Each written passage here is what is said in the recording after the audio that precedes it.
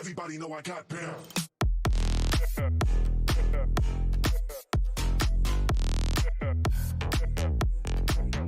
Get down.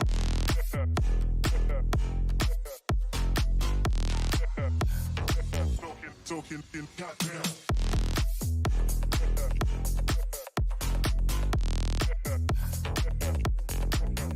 Get down.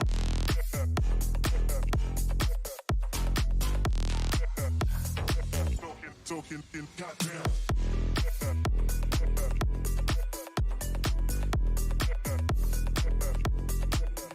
Get down.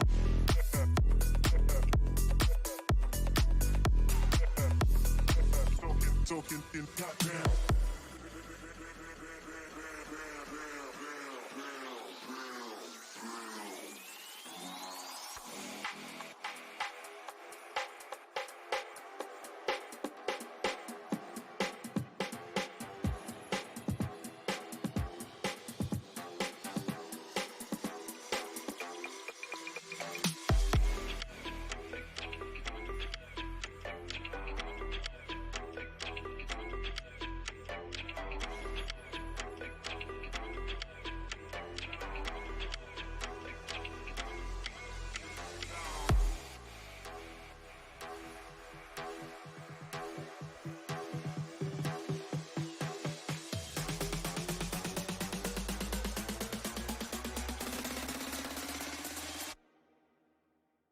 Everybody know I got pounds.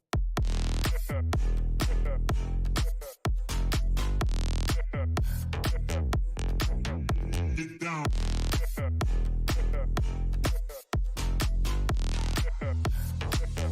Talking in got down.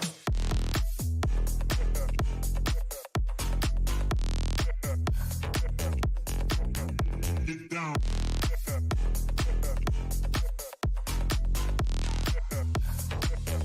Talking in got down.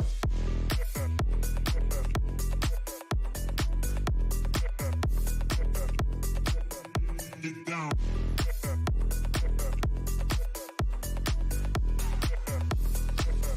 Talking in got down.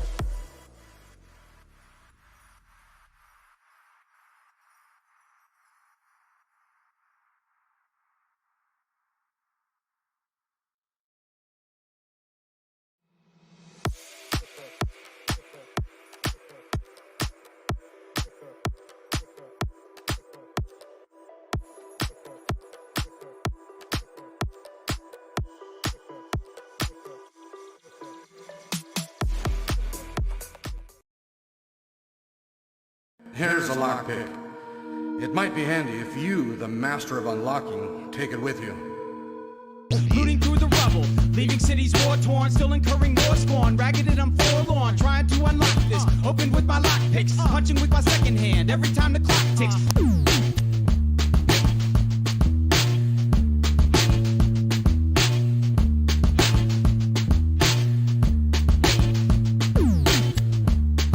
All right, there you go.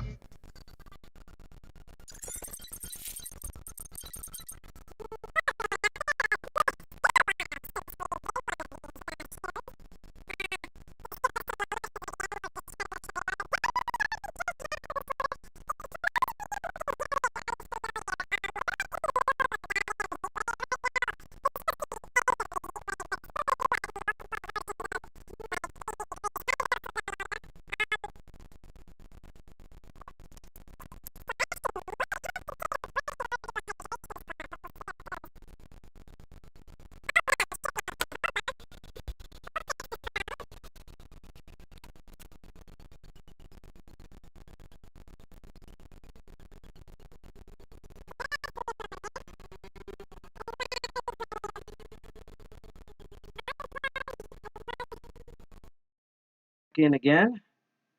Okay, we're going to try this one. Testing 1, 2, 3. Let's see. So this might work, and then I'm going to flip back to the other one. And then we're going to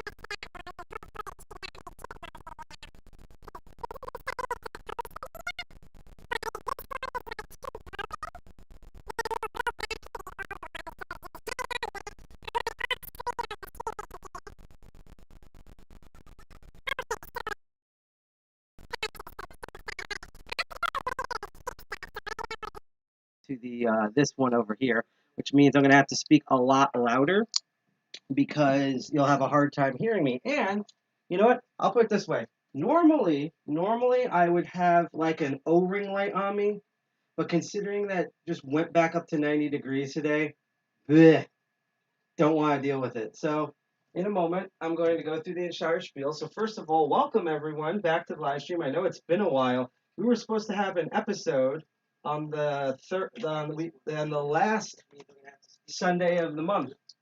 And essentially what happened is that it was supposed to be a whole thing. We were supposed to actually test out a virtual reality lockpicking sort of thing. And then we didn't realize that we didn't really have the correct like VR type headset in order to do it. I debated about buying one in order to use it. And so and then there was a bunch of stuff that went on, and I basically had to go on a hiatus, and I had to do some like self-healing and stuff like that. Hi, Dark Arts. It's always great to see you in here. So unfortunately, we only basically had one episode of Master of Unlocking last month. But I'm back, and not only am I back, but due to a couple of things, such as being back on a job, the IRS finally correcting all of their mistakes from last year and stuff. Provided that the mail works, which is the other problem with doing lockpicking stuff, I can actually I should be able to have for the next couple of months like steady stuff for us to do on the show. So there should be no more filler.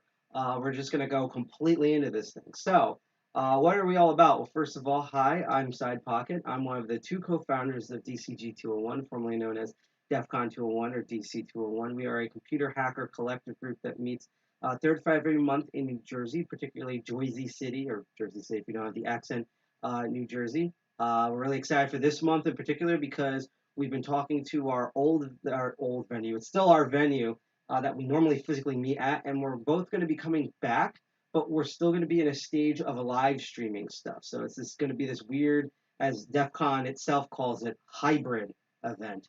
And so if you want to know more about us and check out all the other DCG or DEF CON groups around the world and all that jazz, you can go to I'm trying to figure out here it is. Go to our website at defcon21.org, which is where I'm going to hop over to the computer and post that URL directly into the chat if my headphones that are in the way will let me, because it seems like everything's in the way.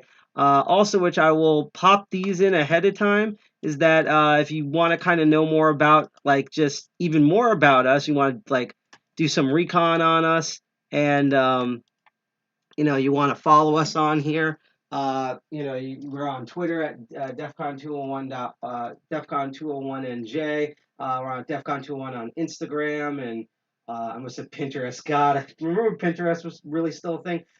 I wish it wasn't. On Instagram, the hostux.social version of Mastodon, all over the place. I post a link tree in the chat where if you don't go to our website, that link tree has all the links, including the streaming links to here. And if you are watching on Facebook, first of all, my condolences. But second of all, you can chat with us, but because it's Facebook, there's a stupid system you have to do. So you can click on that chat guide that I just posted, and that will allow you to interact with us. Before we also go on, we're going to do two more things before I say what's going on in this episode. One is that if you like the content that you see today on the show Master of Unlocking, and we're going back to our normal schedule, this is the first Sunday of the month, and you will see me again the third Sunday of the month, or you want to see some of our other shows, such as Archvile Linux Perspective, which will now be moving over to a once-a-month schedule, which should be really interesting. That means like one less episode, but I think more supercharged stuff, so I'm excited, as well as our new show, Circuit Breakers, or Crypto Barons, or you want to know when our meeting's coming up, which, actually, let me double check to see when our next meeting is. I believe it is on June 18th, but don't quote me on that.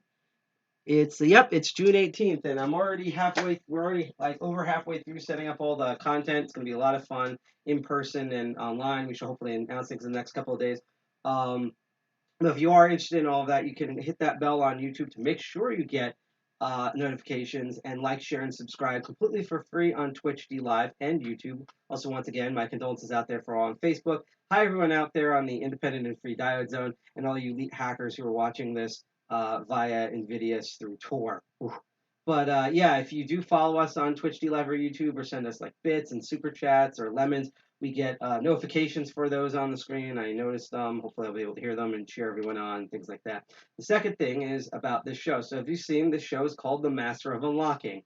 It's been a while. It's been like over 3 weeks, so I will kind of go into what the show is. Basically, I am a TOOOL member. That's the open organization of lockpickers, even though this is not a TOOOL endorsed or sponsored stream, just to put that out there. Basically, I've been a member for 3 or 4 years. That's also roughly how long I've been like learning. Sorry, I've been a member for like a year. I've been doing lockpicking stuff and lock sporting for about over 3 to 4 years now. And I normally at our in-person meetings and at TOOOL meetings teach people how to pick locks and physical security and bypasses and things.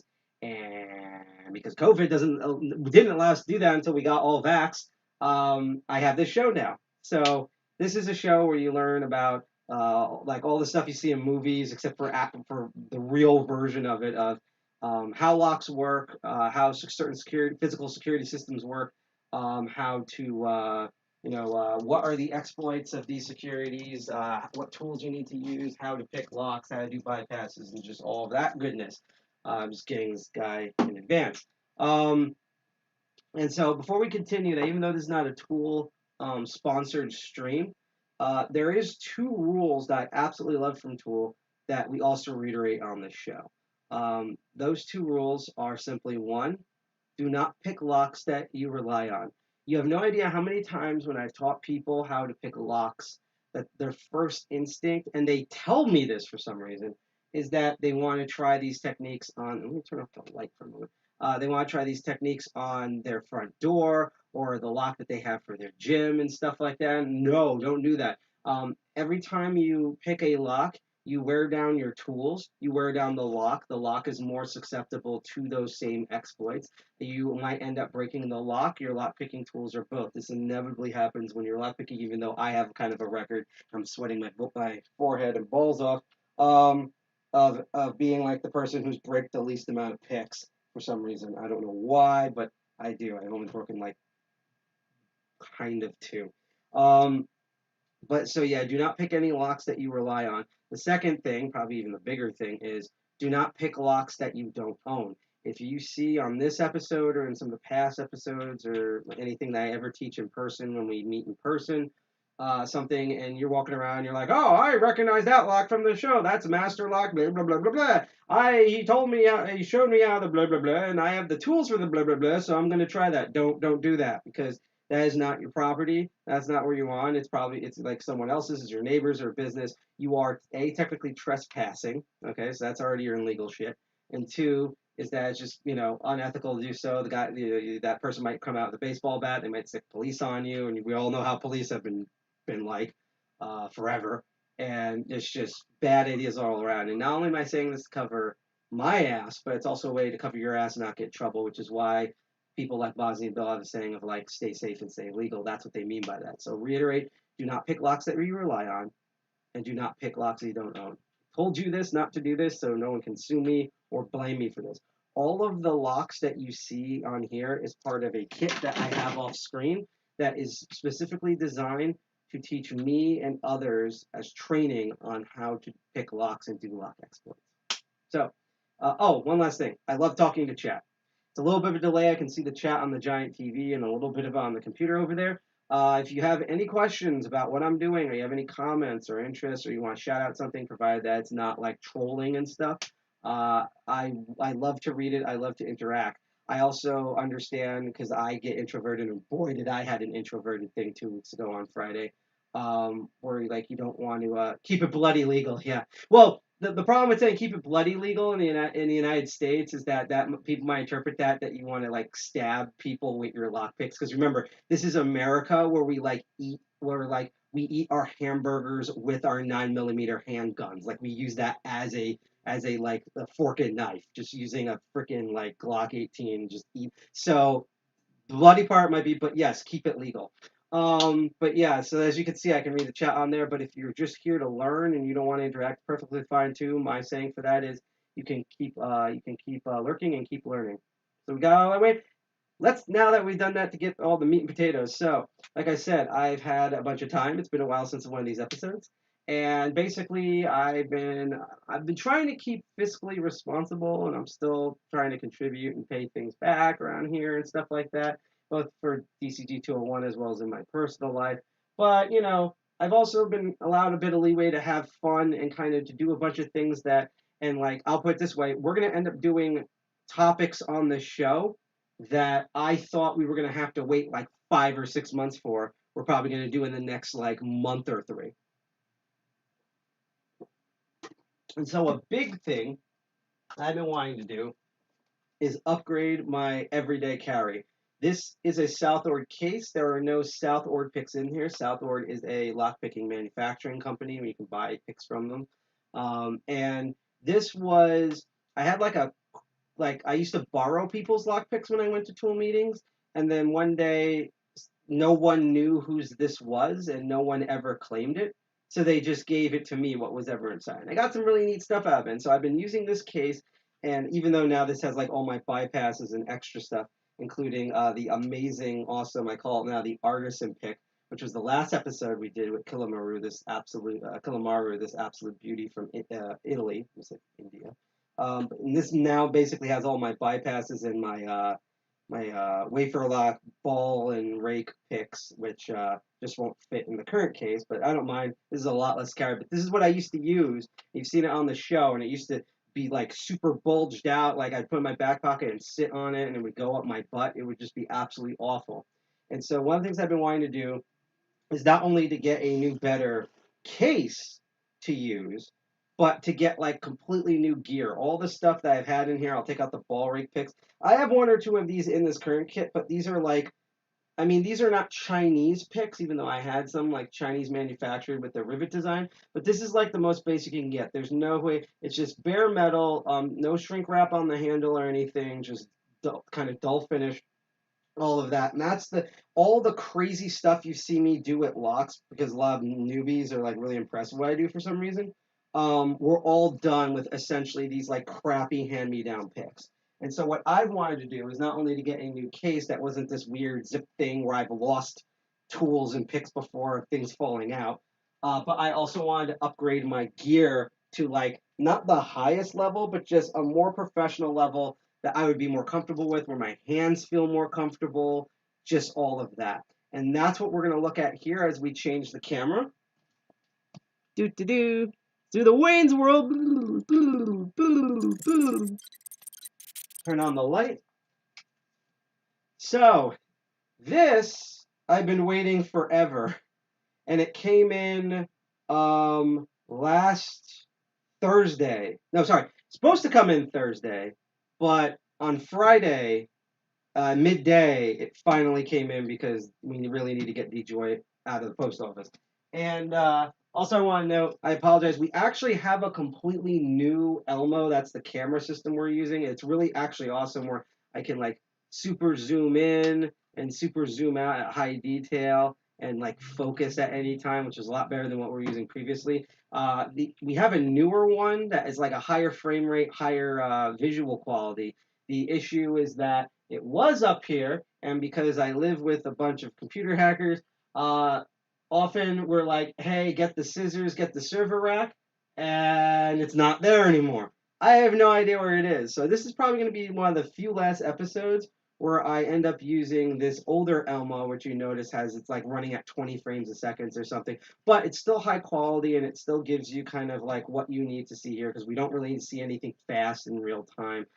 There will be episodes like that. That's where I'll definitely permanently use that other Elmo for. So I just want to know, because when one of the cool things that happened like a month or two ago, I know I'm rambling, but I'm going to get to the point in a moment, is that I had the honor of, I've had the honor of teaching a introductory to intermediate lockpicking workshop online for Blacks in Cybersecurity, or BIC. And that was really awesome for me. And a lot of people thought that I had like streaming problems, or they had camera problems, because they saw like this sort of like lag on the camera. It's like Legend of Zelda Ocarina of Time 64 sort of camera system. I'm going to assume that's Cell actually coming home. So you might be able to see me to ask him on air about this.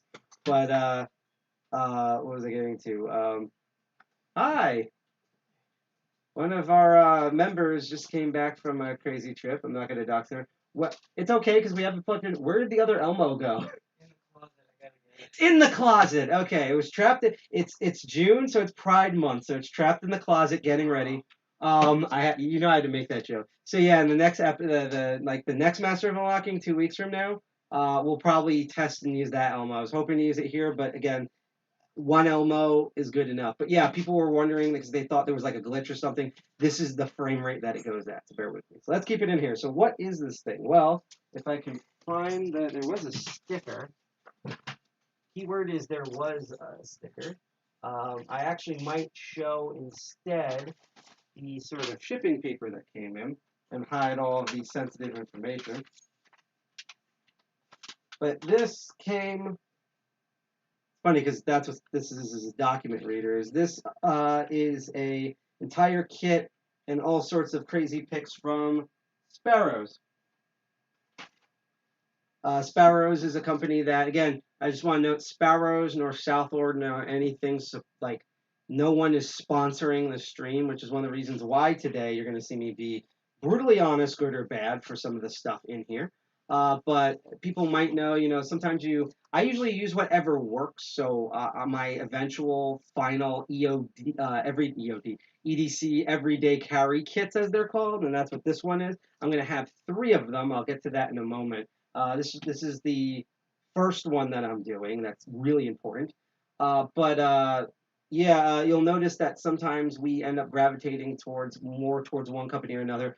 For me, it's Sparrows. It doesn't have to be for you. I just personally like a lot of their design stuff. I also like that they work directly with a lot of people in the lock sporting community and lockpicking community, such as Lock Noob and WizWazzle, and as the meme goes, the tool that lockpicking lawyer and Bosnian Bill made. And who knows? I plan on submitting some designs myself, so you might be able to buy some things from me. But I just like how they collab, and to me, it's just personally myself. Remember, I'm not sponsored by them. It's just my subjective opinion from buying the stuff over the years. Not everything is a winner, and sometimes you have weird manufacturing defects, although that's kind of just with everything.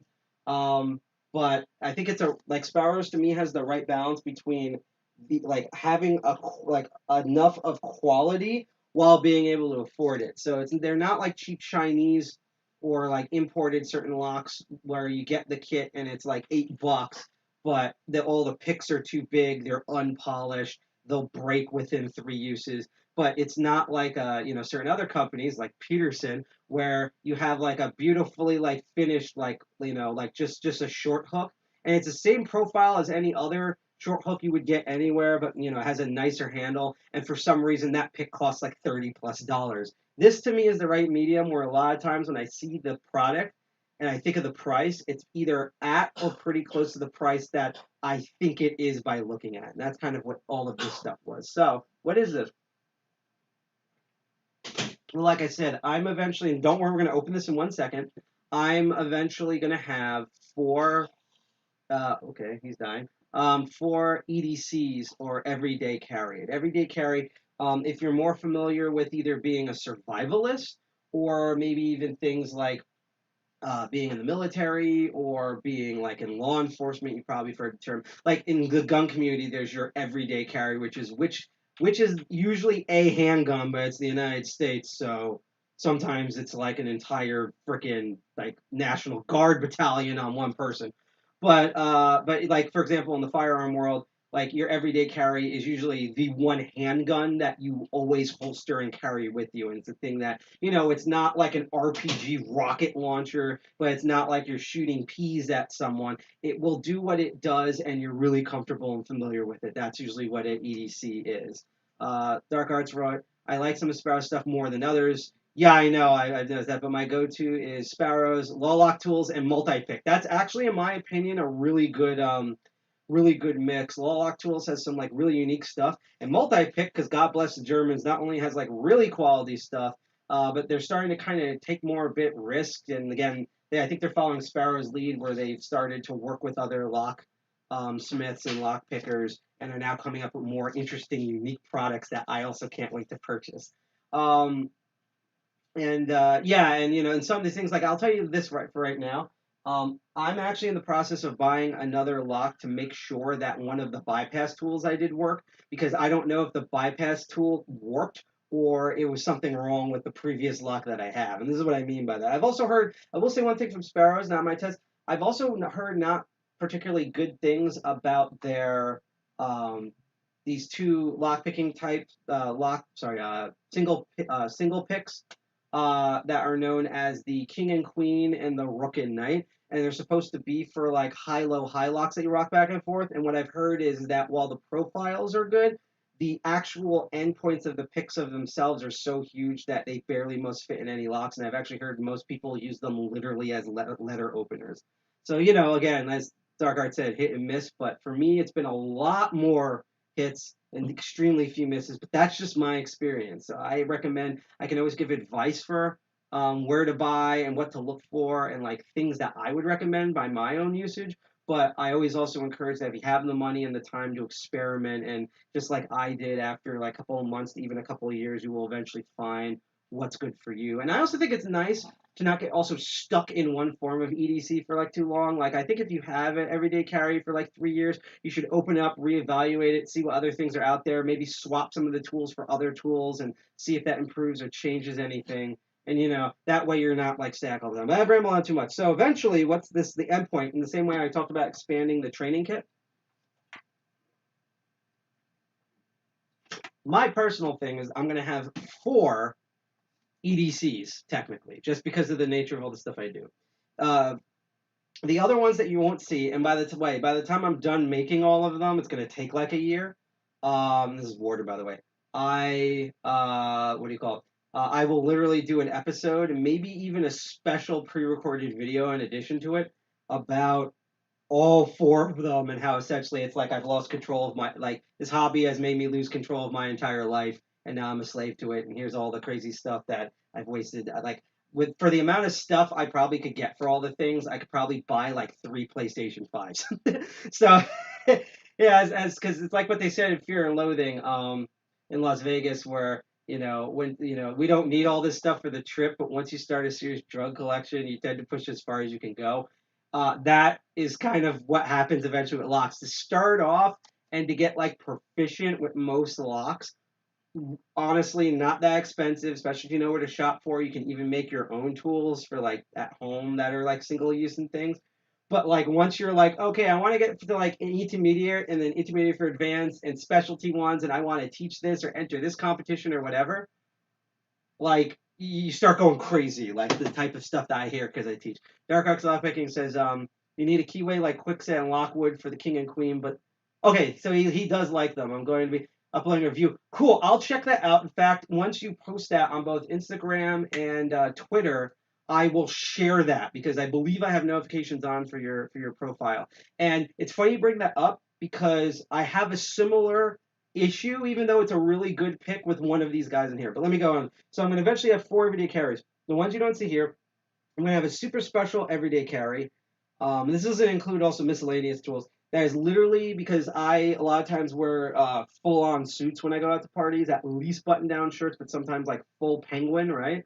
And I'm going to have a whole setup that's really low profile that is literally just for when I like go out clubbing, because believe it or not, you have no idea how many like nightclubs and other seedy venues of the afternoon that I've been to where like a third of the time some lock calamity happens that because I have my normal kits on me, I actually solve that problem.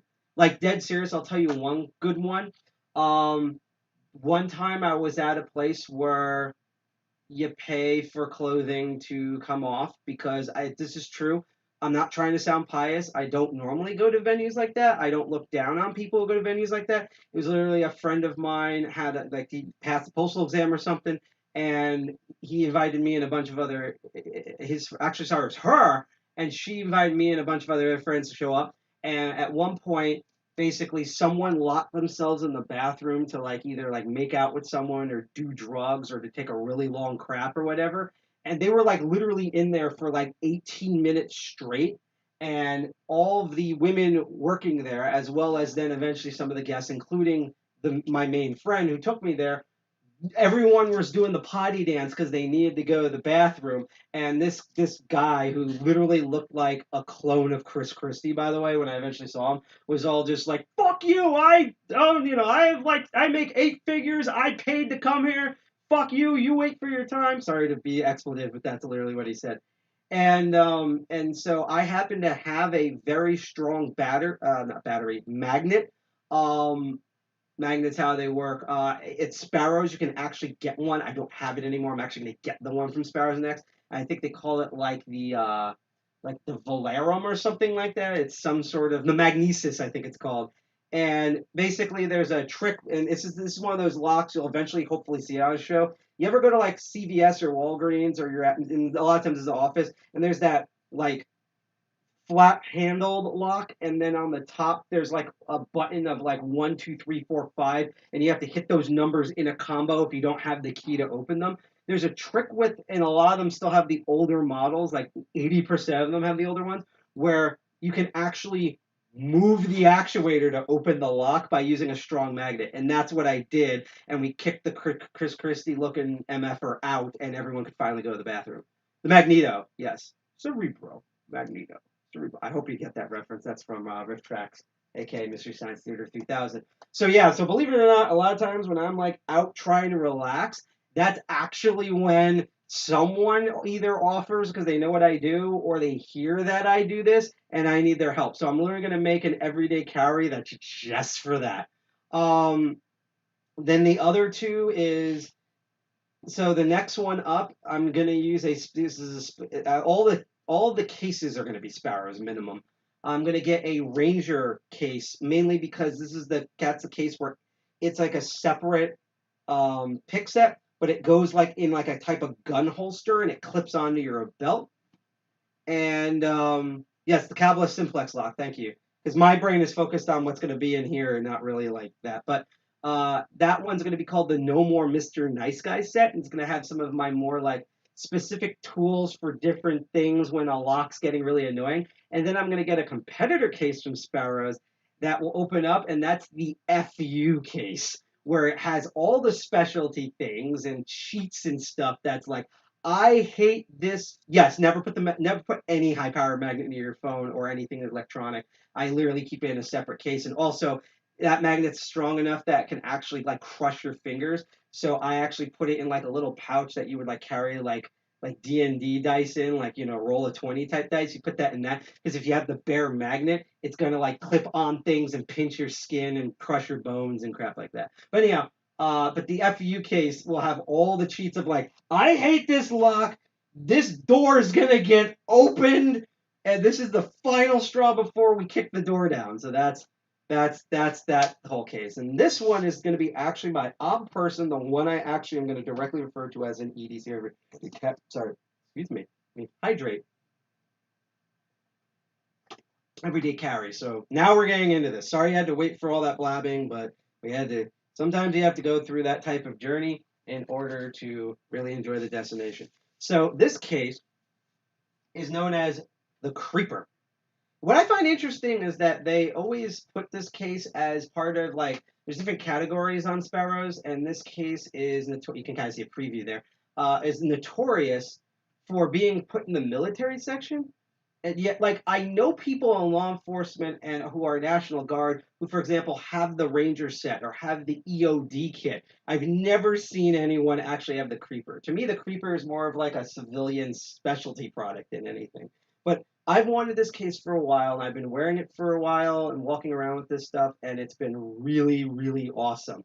The reason why it's called the Creeper is twofold. Well, first of all, you'll notice that it's a very sanitized design. If I can grab my old case that's flopping around somewhere, you know, like I guess if you put it this way, it just, you know, but this shape, like this, maybe there's glasses in here, but like you flip it around, it says right there, like Southward and weird numbers. When a police officer sees this, they're gonna be like, what the hell? This thing, you kind of don't know what it is. Like this could be like a wallet. This could be, you know, some bubble gums, some, you know, happy fun time balloons for adults. Could be anything in here. So it's very sanitized. The other thing is kind of the way it opens. So it uses, and by the way, this is really high quality, like nylon with these like strips and stuff. And this side's this little loose thread. which actually I can clip off in a second. And I thought I had, because I'm going to need these scissors later because there are certain things we're going to work on, hence why this is in the making and crafting section. By the way, again, if you really like the content that you see so far, you can hit that bell on YouTube and like, share, and subscribe on both the YouTube, Twitch, and D Live, and I get notifications. I cheer people on. I also like talking to people in chat. Like Dark Arts has been great, but if you're also in chat, please shout out and let me know some stuff. Ask questions. Well, we love curious people. If you're just here to learn about what's in the kit and some lockpicking stuff, stick around too. You don't have to say anything. I just enjoy it. Oh, I just realized this guy was open. Okay. So the other thing is how it opens. So like most Sparrow cases and a lot of lockpicking cases, there's a strip of Velcro and you can just open it. But what really neat about it is that it's a band that's separate from the main case. So there's kind of a bit of a space where you can actually slide this flap in the case, and it's basically more stealth. It's more silent. So you can kind of hear that. Like if I, like that's, I'll put it this way. So let's do it again. I'm actually going to hold this near the microphone. Listen, so this is the way we normally open it, right? Now let's put the flap in, and let's open it with the slow, like, reveal. Like it makes a noise, but it's a lot less noise. I'm going to do one thing in here to improve it that I'm actually shocked that Sparrows hasn't done, which is I'm actually going to remove the Velcro and put just a cloth strip and put magnets in it. Because in my experience, magnets, as long as you don't like flap it over, is the most silent of them all. And I'm actually shocked that Sparrows does not have a variant that has a magnet. If they put one out there, I'll debate if that's a freebie or if they need to give me royalties. But that's just my 2 cents. But I also knew this was going to be like a solid Sparrow design case because to me, like, if there's one thing Sparrows always gets really well done, it's the actual cases. So in addition to it being very sanitized, really well built, low profile, you can stuff a lot of stuff in here. The last thing about the Creeper, and that's probably why it's called this, and there's kind of a little Sparrows logo here, but what's neat is it's on a piece of Velcro, so you can actually completely sanitize it, take it off. And if you have like your own Velcro, like fun thing, like a little middle finger, or maybe one of these days the DCG 201 emblem will go right on here, but in the meantime, we'll just put the Sparrows one back on. But you'll notice there's like a card in here, and it's green in the back. Now now it's reversible, so you can also just have this black as a card, or just take the card out entirely. I need it because I need to separate the two tool types in here that we'll get into in a moment. But what makes this neat, and I don't know how well we're going to see this, this green is a phosphorescence element, so it absorbs sunlight, and then in low lighting conditions, it reflects it back, aka it glows in the dark. And hopefully we're going to see this on air in a moment because I'm going to turn all the lights out. We're going to see, it shouldn't be too strong of a glow, but it should actually glow to some degree. All right, I don't know if it's picking it up on cam. It's like very faint. To me, it's extremely, extremely bright. I think you can kind of see it on this. Yeah, and actually to make it even better, let me turn off the TV real quick so I can see it here. Yeah, so if you look on the tiny cam, and I'm actually going to flip this back to the face cam, you can actually see the glow here. So it's not like super bright. It's not like it's turning on a flashlight, but it's just enough where I can see all the individual pics in basically pure darkness. And even better, it's at the right level and angle where I can see the profile. So I can make out that, for example, over here, this jagged one is the, just like that. That's the city rake. I can tell the difference that, let's see here. Yeah, the third one all the way right to it is the Bogota. The one to the left of it is what Sparrows calls the worm. Like, I can see all the profiles. I can't really see the tension tools and stuff, but I can feel for those. This is so in low lighting, I can see what's going on because believe it or not, a lot of times when I'm doing this sort of work, I actually am in low lighting conditions. In fact, you probably remember that episode where we played with my ex-neighbor's knobs. And what happened was I was mostly pitch black the entire time when I was dismantling and putting together the new doorknobs for them. So having a phosphorescence element in the back like this honestly was really attractive to me, really helped, and it's been really neat. Plus, it's also neat to kind of just show off to your friends, let's be honest. So someone they might not, as it could possibly magnetize the picks. I mean, that could be. Again, because of the strap at the bottom, the only ones I could think that might be affected, because these aren't going to be strong magnets. They're going to be like strap magnets, like the ones you would put like on a coat.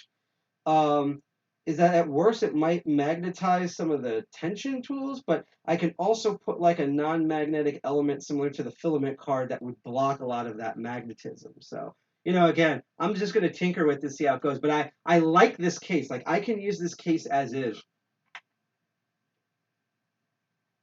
I've been using it as is, and it's been a really huge improvement. I'm going to have to get water soon. So what's in all of this stuff? Let's look at these picks. So again, I didn't just get the case. I got the entire Creeper set, so it actually came with the picks. Now, there's certain picks that are not in here, both in terms of single pin picks and rakes. And in fact, there's a pick that I added that one of these things doesn't belong here. That I will point out later to everybody. But, and actually, after I lay them all down, can you look at these and figure out which one of these is not part of the original Creeper case? I'm going to give everyone a minute or two in chat to guess which one of these picks. We're going to number them. 1 is to the extreme right. 2, 3, 4, 5, 6, 7 is on the extreme left. Just pick which one, or you can even shout out the type if you know. So I'll give everyone 2 minutes and remind everyone that, again, this is Master of Unlocking, where I teach people lockpicking and physical security stuff. I also sometimes do product reviews. I usually buy these products because, unfortunately, these companies don't send them to me. I wish they would, please. That would help me a lot. But, that's what this show is. And if you like this show and you're interested in maybe some of our other programming, such as Archfile Linux Perspective, Crypto Baron, Circuit Breakers, some of the specials that we have, and our own meeting, which this one's going to be on April 18th. And we're going to be live streaming it, even though we're going to have an element where we do meet in person. But if you want to get updates on that, like little notifications and things, you can follow us on Twitch Live or YouTube. And on YouTube, make sure you hit that bell to make sure you get like all the notifications, because YouTube is poorly coded. And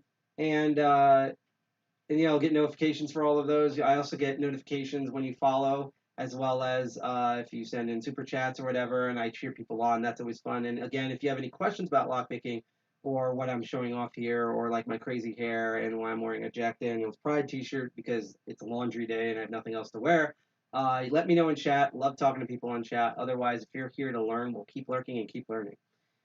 So time's up. I'm just going to say, it'll probably pop up in chat. This is the one that is not part of the original case. No, good old number 3. For once, number 2 wasn't the culprit. So we're going to actually put this one off to the side, and we're going to look at all of these other picks. Now, let's bring out let's actually do a comparison between the custom one that Kilamaru sent, and then let's grab one of the 2 extra ones, so you can kind of see a good comparison of, actually, my old short hook, and you can kind of see the comparison of what I had to deal with. So, honestly, especially as we look at this short hook that comes with the Creeper set, and I'm actually going to use the Creeper set so that you have like a better like close-up image that I'm going to zoom up now. Come on, focus. So this is the short hook that comes with the case. And if I put my old short hook, you'll see that it has a very similar profile. I think this short hook has more of a pointed tip than my old short hook. My old short hook more had like a flatter, I wanted to say rounder tip, but it's actually more of like a flatter, wider tip. And the main thing you'll notice, which is why I wanted to get these with the actual, yes, and that's what it is. I got the, if you give me a moment, I believe I got the Attila. I'll double check. No, sorry. I got the Tron. If I remember. No, hold on a second. Let me look at it. We'll find out later because I can't remember. Actually, I can look at the paper. Let's see. Yeah, I got the Tron. Tron. I fight for the users. So yeah. But the main reason why I actually wanted to get these, right, is the handles. that these are like, this is even more than shrink wrap. These are like these like they're like shrinked but like rubberized handles. I've been using these bare thin metal handle ones, and now while these do have the advantage of I can fit more picks in a case because they're thinner. Not only does the shrink wrap ones still have a low enough profile, but these are way more comfortable to hold than this freaking thing. I've had creases in my hands. This is one of the reasons why I actually do like hand pedicures and like hand cream and stuff like that. Like I normally do that because of the lock picking and like regularly wash my hands and stuff. Actually, I have a story about my thumb that I'm going to share in a moment. But yeah, like this, like my kit was really digging into my hands and were hurting. And so I really wanted something with solid handles that was like a good enough handle for me that wasn't like a super expensive handle from like Peterson's. And I thought this would be a good midway balance. Now, I will say that the pick that comes with, and we'll compare the two later, is nowhere near as good as the awesome pick that Kilamaru sent. The one Kilamaru sent, it looks like it's slightly longer, but it actually is not. And the tip is I think it comes to the same kind of point. Maybe it's a little bit duller at the end, and it extends a little bit further out. That's what I love also about like the different manufacturers and people that make custom picks. If you say a short hook, like there's an overall design for what a short hook is, but like each company has their own concept of what quantifies as a short hook. So like there's still even variants within like certain types. And like I still find the one Kilamaru made, and again he didn't even make it to the specification of my hands, but it's like super comfortable, while this one's just comfy. This is like sitting on the couch at home. This is like sitting on a bed at Four Seasons. So that's kind of the difference. The two differences that I do know is that one, there's a huge height difference and thickness, believe it or not. So even though this has a thin profile, very similar to the one that Sparrow sent, just because of the volume on the side of it, which actually allows for the more comfort grip. As you can see, I can't even put it in this case without the top sticking out, which is why I put this in my old case as like a specialty thing. The other thing is that this steel is way more sturdy and sharper, which is a good thing, but that became a problem for my thumb because initially when I tried to stuff this in here, I actually managed to jam this into my thumb underneath like the first and second layers of my skin. Like you could see it right underneath my skin. And thankfully, I didn't have to go to get a tetanus shot or anything, even though I'm still thinking about going back and doing it. I basically got, and this is something that if you are in lock sport, would be a really good thing to have on standby. In addition to antibacterial soap and your lava soap, definitely get some Neosporin or like the generic brand of basically an antibiotic ointment anytime you have hand injuries. So wash your hands with antibacterial soap and keep applying this like every couple of hours, and you should mitigate a lot of the metal stuff. And if you can and do it before it, get a tetanus shot. So basically, if I had to kind of evaluate everything so far in terms of just like overall build quality, the picks that Sparrows I felt sent me, except for one issue that we're going to deal with on air, is that it's like in the in-between. So like this works, and I've been using this for years, all the way on the right, but it's the worst one in my opinion when you compare all of them. The best one in terms of use quality, high quality steel and everything is the awesome bone pick that Killamur sent me on the last episode of Master of Unlocking. And to me, this one is sort of in the middle, leaning a bit towards more the older pick, just because it was affordable. This wasn't like even though Kilmaru gifted me this one, it's not a custom one where I'm paying like $60+ for a single pick. So I think it's a good middle ground of it has kind of the comfort of the one that Kilamaru has, but is kind of like cheap, like the way my old short hook was.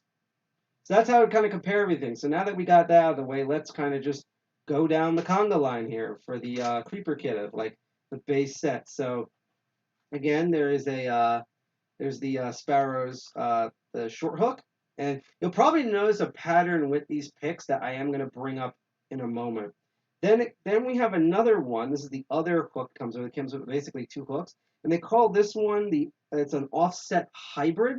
And what that means is that if I can get, actually let me get this out of the kit.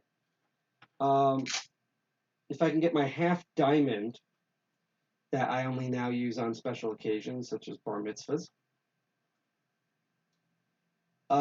and I put them all next to each other. So you'll see that it, like the offset hybrid, which is the one that's on the bottom, it kind of curves upward like a short hook, even though it's stunted because it more has the length and sort of the wide head tip like the half diamond up here. So it really is sort of this weird, like, these two were going at in the case. And then 9 months later, this one was born. And so it has like 50% of their genetics here. Someone's going to gift me doing that whole dumb skit. Anyhow, let's see. Ray Oak's picks are three-figure prices. Yes. Like, that's what I mean. Like, you can get really good quality stuff, but you're going to pay in quality as well, which I don't mind. If you have the ability to do it and you want to do it, like, my whole thing is I know I'm going to buy 2 more things from Killamaru, and I know exactly what to get. But, like, if you're a new lockpicker, like, don't go out and spend, like, thousands of dollars on one type of pick. That's what you do later on when you can slim down and get more type of picks. Because I know, by the way, people in Locksport, there's often a debate, because even our co-founders like this, where a lot of times when they think EOD, they think of like only the absolute most necessary things, and I think that way too. So I'm pretty sure that when I go to like when we finally have like a Tool New Jersey meeting and a Tool New NYC meeting, a lot of them are probably going to ask is, why do you have so many tools in this case? And literally, it's because, again, it's all threat modeling. I usually encounter, not only for teaching, but I often encounter when like establishments and friends and stuff are in trouble and they need me to pick locks. Hydration break. Or bypass them. I know all these sort of various scenarios that I have that have been repeated several times. I'm also someone who would rather have like a wide range of tools for a wide range of situations. So I don't have, in my opinion, a crazy amount of tools. But I do have more than probably were in a lot of EODs, where some people EODs are just literally 3 picks and that's it, which is fine. I also know that often happens, like we saw with a lot of locksmiths, because of the nature of their job. But because of the nature of my experiences, where I'm often dealing with just like stupid, crazy stuff all the time and odd variants of locks, I need this variety here. So these are just the ones that I know I'm going to use, and I've been using them, but there's a bunch of them more than usual, probably just because of the sheer amount of essentially horse shit that I encounter. But yeah, it's called the offset hybrid, and it's even in the name. As I said, one of my favorite things with Locksport and Lockpicks is that unless they're fancy picks, like specialty picks, and they have like their own crazy name, most of the terms in Locksport and lockpicking are exactly what they sound. So it's offset, meaning that it's curved, it's like not straight, and it's a hybrid because it's basically a hybrid between, it has kind of the curved reach of the short hook, but it has the wide end and the stunted length of the half diamond. So those are the 2 basic hooks that you get. Then you get a bunch of different rakes. Now, here's a rake. Here's the one you've probably seen me use as the old one, although this one is, to me, has a way better profile. And this is known as the double peak, and it's a kinetic rake, as we've seen before, where you move it in and out, as the birds and the bees taught you. And basically, it rustles the jimmies of all the pins in there, and it's what's called a kinetic attack until they vibrate into the correct position on the shear line to open the lock. The ones that I actually didn't have is I did kind of have a weird kind of triple peak that was too big to stick in any of the doorways because it came from China. So instead, this is the triple peak, like a good triple peak, otherwise known as its fancier term, the Bogota, as Baze Bill would say it. But then it has like its weird cousin, kind of like the same way you have like the pair of like the short hook and the offset hybrid, and they're kind of like the odd couple, and they cover most ranges. This kind of covers 2 different frequency ranges. And so people often ask, well, what's the difference between the triple PKK, the Bogota, and what's this weird one that Sparrows calls the worm? And the difference between the 2 was, if you look at the triple peak on the top, it's more traditional. The peaks are like to a point, like they're like sharp. And there's more of a deep wave loop between each of these 3 peaks. The worm is kind of more relaxed. Again, it more looks like a squiggly line or a worm, where the peaks aren't at high, they're more rounded, and there's more of a bulk in the metal. It's less of a valley, and that's actually important because sometimes when you use a triple peak, you're using a traditional one, like the one at the top, sorry, I keep like leaning back. Its frequency and its pick, it might actually be so sharp that it's catching on the pins when you move them in and out, or it's not properly pushing them up and down. It might even be chipping or damaging the pins. The worm, because of its more rounded top, is more gentle and it more glides across the pins and it basically vibrates it at a lower frequency, which might actually hit the shear lines. So I'm just really cool that Sparrows thought well enough to kind of put that variety in there. Darkheart says, I just finished recording my update EDC. I keep saying EDC. I keep saying EOD, and I mean to say EDC. Probably just because I hang around a lot of people who are part of bomb disposal. As it's changed over the last 6 months. Yeah, again, these kits change over time, and I keep experimenting with putting certain things in here and taking other things out. I already actually did that, as you can tell, with the original set. So, all that happens. And then, finally, in the default kit, we have Yi Classic City Rake, which we've gone over before, which is still a kinetic attack, but it's more of like you're not moving in and out because that will actually damage the City Rake itself. You're more rocking it up and down, and with a little bit of back and forth action, maybe even like a jiggling action, because it kind of duplicates the average frequencies of most bidding of most keys, and that's kind of how that gets open. So that's what all of that is there. The thing that I wanted to make sure to add is the Tron, not Tron Legacy, even though I actually did enjoy that film, controversial opinion. This is the Tron. And you might be saying, well, it just looks like another hook, but let's put it next to that short hook.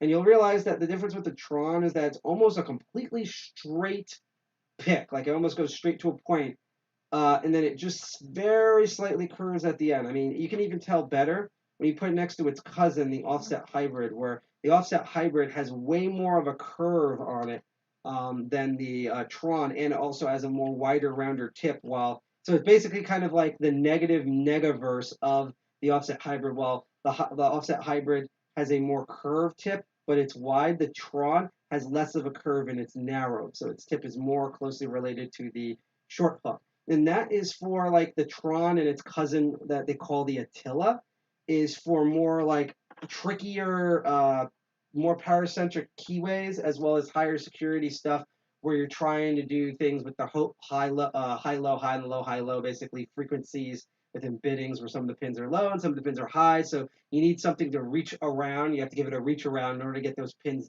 Like if one group of pins are lower and then the ones behind it are higher, you actually have to reach around those lower pins, give it a reach around, and push those pins below it. Trying to get around that, because what they're counting on is for you to hit the pins in front of it, trying to move, and that will drop them, reset them, overset them, stuff like that. So there's many different techniques and pick designs that are designed to counter that, and the Tron basically allows it, because it's almost like completely straight and flat, that it like can easily just go below most, even the lowest set pins, and it has enough of a curve that if you use it all the way at the bottom and you push up, you might be able to get behind those other pins. I also know, which I'm going to add in and buy, I really need to get what is known as a steep hook, which is funny because we are going to get into that, because I do have a steep hook, but I need one basically in normal width. So that's kind of what I had in here, and that you'll notice that just like in most pre-built cases, there are certain picks that unfortunately, I'm not using this one anymore. This one goes into the public pile. So you people, so basically when you go to our DCG 201 meetings or future tool meetings and I bring my pick set case, you might see this pick. So you can actually learn how to pick locks with my OG short hook that I've literally been using for like 2+ years now. So that's now gone into the public. Like I just Jason Scott archived it.com. Most of Sparrow's latest picks are like those in the Sparrow's Monstrum XXL. That's actually where I ordered it from. So they used to have a set that was called the Monstrum, and the Monstrum XXL is like they took the Wizwazzle and the Monstrum and combined it together. And the Monstrum originally had exclusive design picks that you couldn't get any other case. Like that's what you made to buy the case. But enough people at Lock Sporty complained that it was like, we just want the Tron or the Attila or the full reach or whatever, but we don't want to spend like nearly $100 on a case with a bunch of picks that we're never going to use. And eventually Sparrows is like, okay, you win. Since we've had enough time to sell the Monstrums series, we're going to offer them individually at like a slightly higher price. Instead of like $3 per pick, you're spending like $4 per pick. So that's why I was able to just get the Tron and not just get the entire Monstrum set. Yeah, they're all different styles of the deforest half diamond, just like the Offset Hybrid. they're all variations. And the reason why they're all variations of each other is because usually once you get that point, you're dealing with oddly shaped crazy locks, especially challenge locks that people have made for you to drive you insane. So, ooh, I'm getting hungry. So, yeah, like that's why, like, so now you've gotten to the point within Locksport where it's like, I need something that has the reach of my current short hook, but not as high, but it needs to be longer than the short hook, similar. Like, you're now getting super anal with it, and that's why Sparrows makes all these like variants, basically. So that's what I put in there. You'll notice the two things that weren't in here were a half diamond, which I still find useful, not only just for certain low profile lock types, but just an easier way to do zipping. I also prefer, compared to the City Rake, this straight backing, so that when we have to do the technique where you go in, you face that straight edge, like the punk seam, that straight edge towards the pins, push up and then pull out, and you will hear and feel the click to count how many pins.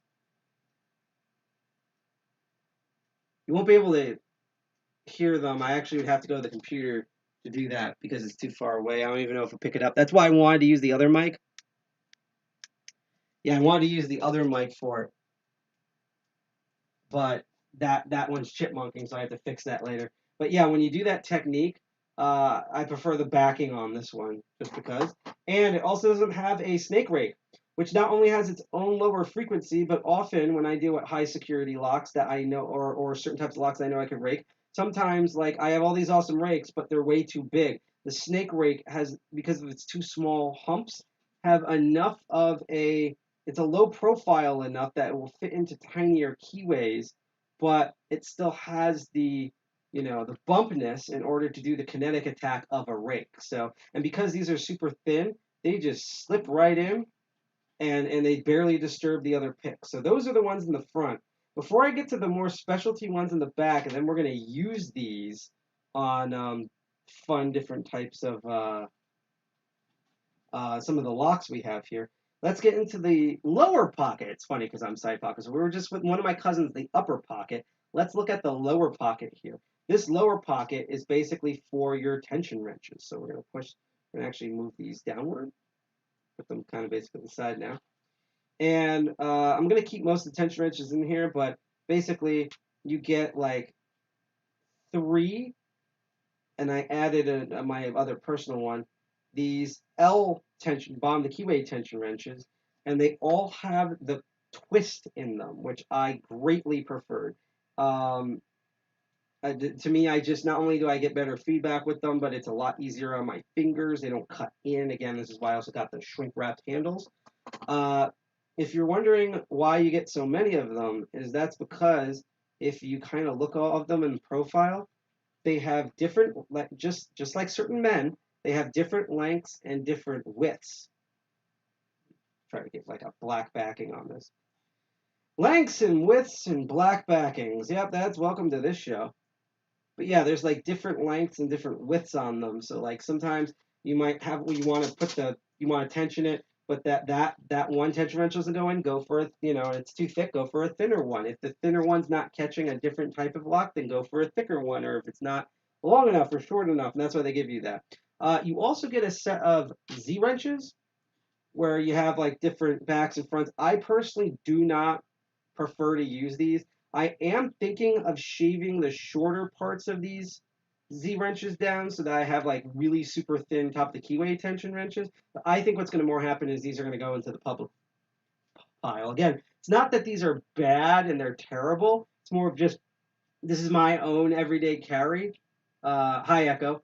I don't know what you were LOLing about, but thank you. I'm glad for the laugh. Again, if you like the stuff that you're seeing so far of me reviewing this kit, and eventually we're going to go through lockpicking itself, or you were interested in the other shows at DCG 201, or just think we're cool, you can completely for free. It's no money or charge. Like, share, subscribe on Twitch Live and YouTube, and you'll get notifications of when we get on air. I will also get like a literal visual and physical notification on air, along with those inset rewards, where you follow us, and I get really excited. I get to cheer you on and stuff.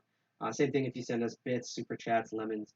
In fact, I'll quickly point out, see that banner on the top that says 95 out of 100? We are 10 follows away on DLive from getting 100 followers. Once we do that, we reached the complete criteria, because we reached all the other criteria in a month. It's just literally the follower count, where we get updated to what's called a cryptocurrency superstar status. And we can not only do a lot more with the DLive account, but I can particularly do a lot more with my other show, Crypto Barons, if we manage to get that. So if you're on DLive, please follow us. It's completely for free. On Crypto Barons and our meetings, we often hand out lemons for free. Thank you, Miss Nerdtow, I believe is how it's pronounced. Sorry if I butchered your name or your handle. Thank you for following us on Twitch. I also have them color coded so I know who's following us on what platform.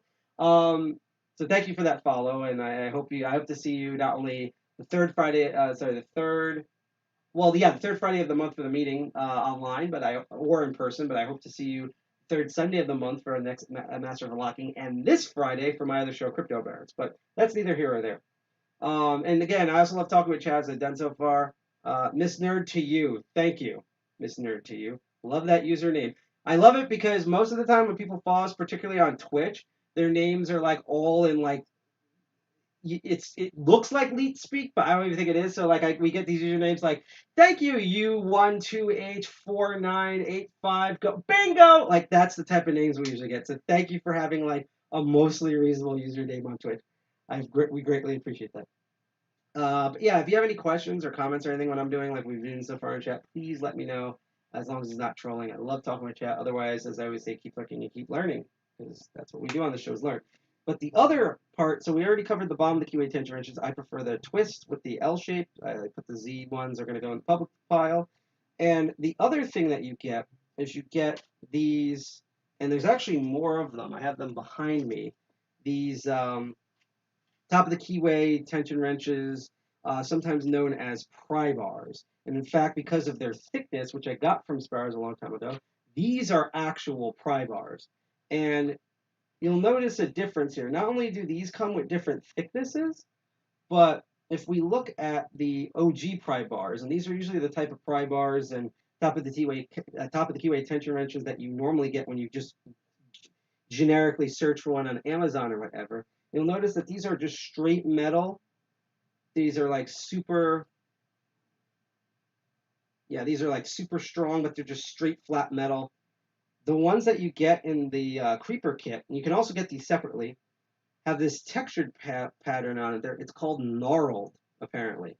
And this has helped me severely, because the problem with the OG designs, and I still keep these just because I keep them because they're super thick, and I like them super thick. But no, I do keep them because not only are they super thick, so there's certain locks with wide keyways that need the type of tension that nearly breaks the door, so I still have these two. And then these are my two favorite similar sizes to these other two. But if you ever gone to a tool meeting or you've tried to pick something like an American lock, and you're using the top of the keyway tension, and you always notice that like right before you manage to actually open it at the shear line, like either it just drops off, or like it just pops out of, this has happened to me multiple times, pops out and goes flying. This cranial design prevents that. It doesn't completely eliminate it. Like if you're more at the top, this is smooth, you'll pop out. And of course, certain pressure, these might bend or break, like just like the other pry bars. But this texture, I have not had these drop. Maybe they'll happen on air because I'm hungry and tired. But I've never had these drop out compared to these previous, like these pry bars always used to drop out right when I open locks. These new gnarled ones, never had an issue with that.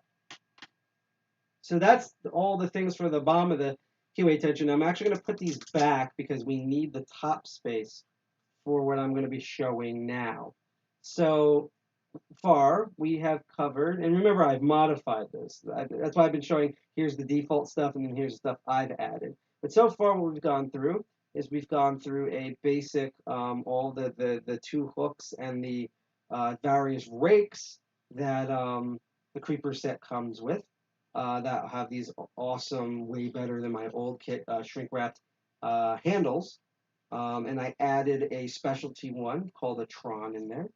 We're actually, by the way, real quick, after I go through this next part, we're going to go on break just because I need the water, because I'm literally just a ball of sweat right now. And when we get back after the short, like, minute or two break, I will go and we'll try to pick locks with a bunch of these. Just because, again, heat wave, I'm pretty sure, hopefully the next Master of Unlocking, it will be more like 60, 70 degrees, so I won't be just dying. Hence why I also have this like towel here, basically.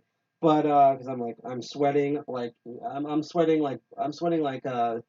Donald Trump or Bill Clinton being asking questions about the White House. That's how much I'm sweating. And I added a new thing, and I kept 2 low-profile ones that didn't come with it. And we covered the bottom of the keyway tensioners, including adding the original 2 pry bars and the super long, thick bottom of the keyway twist tension ray that I actually got from a Chinese set that was pretty quality. So what you're probably wondering is, you might see hints, there seems to be more equipment behind the little glow-in-the-dark panel that makes the Creeper set unique. What are those? We're going to go look at these right now. So the first 2 things is, just because I couldn't fit them anywhere else and I didn't want to get them confused, and plus I know where they are, so I know where they are, I have another short hook, and the newer one, because I found the short hook I lost for a while, I found it in my room, and I also have a steep hook, which is, they're a mid hook, basically, or steep. Sparrows calls it steep, they're often called mid-range hooks, or mid hooks, like mid-gar. And you're probably wondering, why would I get, maybe getting a medium hook makes sense because I don't really have that in the set. But why would I get another short hook if I already have a short? I actually have multiple short hooks now. Well, that's because the short hook with the shrink wrap on it is in, I think it's 25 thousandths of an inch, but it might be 20 thousandths of an inch. But it's standard thickness steel for lockpicking. This short hook is in 15 thousandths of an inch. As you can feel, it's super flexible. Like if I bend this enough, I'll either fold it or break it, which I don't want to do.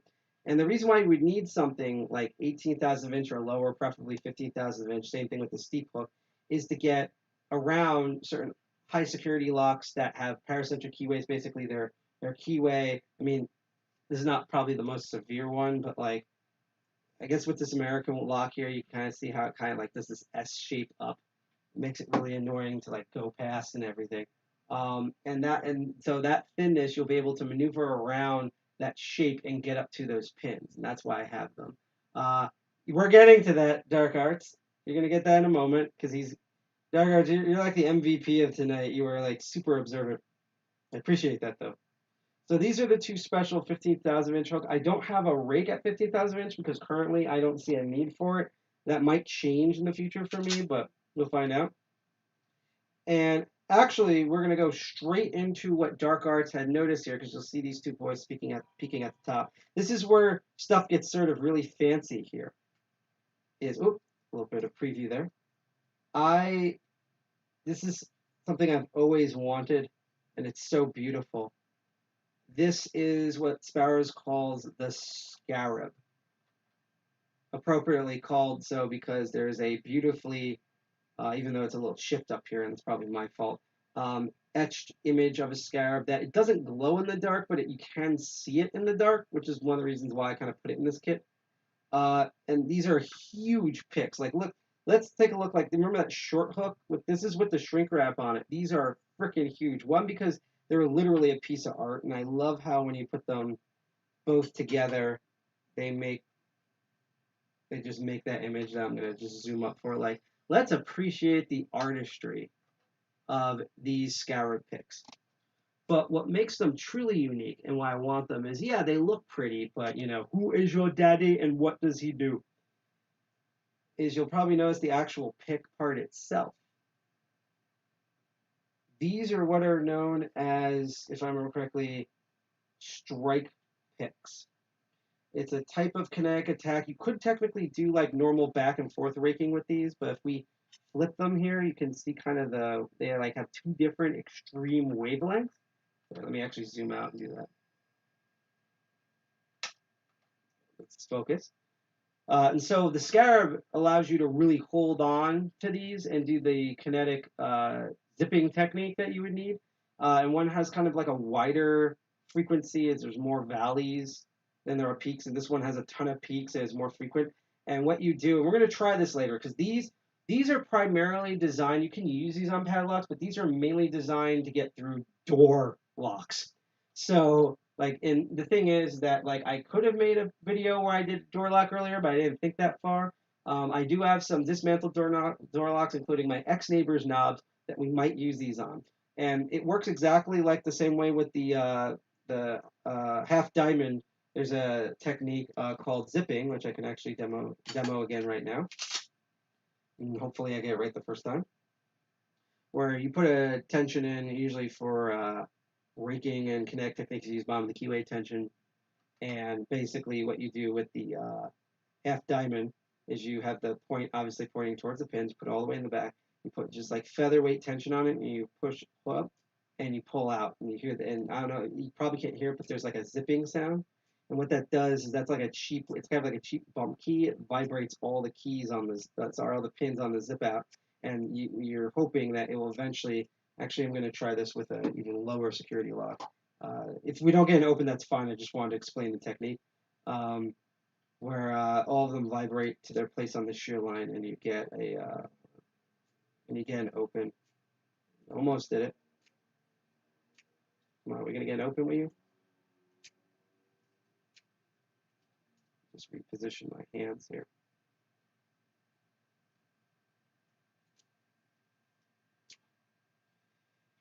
Yeah, usually I don't really do zipping techniques on air because for some reason when I do them on air, they never actually want to show up on camera. But that's the technique that you would use. And basically, these scarabs are like deluxe versions of those. It's just these have a higher frequency.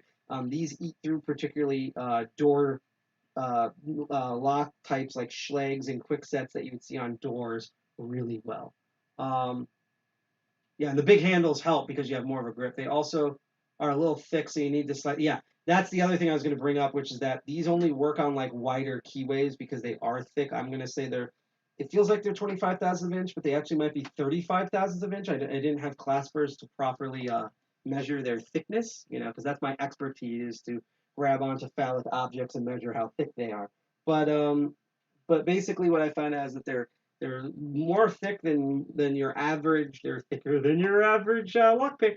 Your average rake. So these basically work for door keyways that have at least 5 or 6 pins in them that have wide enough keyways for these to fit, especially with the tension wrench. And I usually use thinner, smaller, lower profile bottom of the keyway tension wrenches, which I have in this kit. And 31 thousandths of an inch. Okay, that's an interesting number there. So I have 2 more things, and these are the ones where, technically they should go in the No More Mr. Nice Guy kit, but I'm currently have them on me on my EOD, and honestly, it's to the point where I've been thinking, because of these 2 picks, to actually not even have this standard short hook in here, because these have been invaluable, and these are the ones that were designed by one of my absolute favorite of all time. Like, honestly, dead serious, okay, controversial opinion, I like this dude's channel slightly more overall than Bosnian Bill and Lockpicking Lawyer. I'm dead serious. He has like one of the best channels out there, and he's called Lock Noob. He's this awesome guy from Britain. A lot of amazing lock sporters from the UK. And his channel is especially great because, as his name implies, he really tries to go after like the beginner's perspective of learning techniques, where to buy, how to shop, things like that. Everyone kind of has their own niche. Mine is teaching and doing it on live stream, because a lot of the lockpicking stuff are usually pre-recorded videos for various different logical reasons. Bosnian Bill usually reviews products, kind of like what I'm doing right now, or like goes through like odd things with locks, and then like Lockpicking Lawyer is this is the Lockpicking Lawyer, and here's what I have for you today. And it's usually one very specific lock and the exact exploits for that one specific lock. Everyone has their own thing. I love that Lock Noobs channel because we really did need this in the community as like really basic, and it's not just like here's how to rake, here's how to zip and stuff like that, but like also like buying your first kit. He actually has a really good video that I'm shocked no one has done before, and I just haven't done it just because it's only been very recently I've been able to buy a lot of new products. So I don't have like the range that he has, but he did an amazing video, and I agreed with him on a lot of the different types on that he showed of like what as a beginner to like not buy, like what will be useless for you when you're starting out and you're not working on like high security locks or odd types of locks. Yeah, Lockdoobie is a great guy. Spoken with him a few times, and yes, he has a great channel. So these are the 2 ones that he designed. So probably Dark Arts knows where I'm going with this. I'm just going to take them out, plop them down. Also, another funny thing, too, I'm actually thinking of doing a version of this just for Tool is, okay, you know that we've all seen the movie American Psycho, right? Um, so you know the infamous, hilarious scene where they all start comparing business cards, which never mind that one of the business cards has an obvious typo on it, but that even in the 90s, they wouldn't be doing that, like comparing different styles of business cards, because the company would have a style guide. So basically, it'd be someone who would design all their business cards for them and then print them and give them to them. So that way, all the employees are uniform, looks the same, and it keeps the branding centralized. Like that's been going on since like the 60s, like 50s and 60s. So that whole scene is useless, but it's like good character development. It's also just really funny how seriously they take everything. Sometimes at Tool, when you're like an immediate lock picker and above, and like people start, they've seen you at things, they've heard of you, they know who you are. When people do their everyday carry, it starts turning into that. Like what something that sticks in my head is my mentor Night Owl.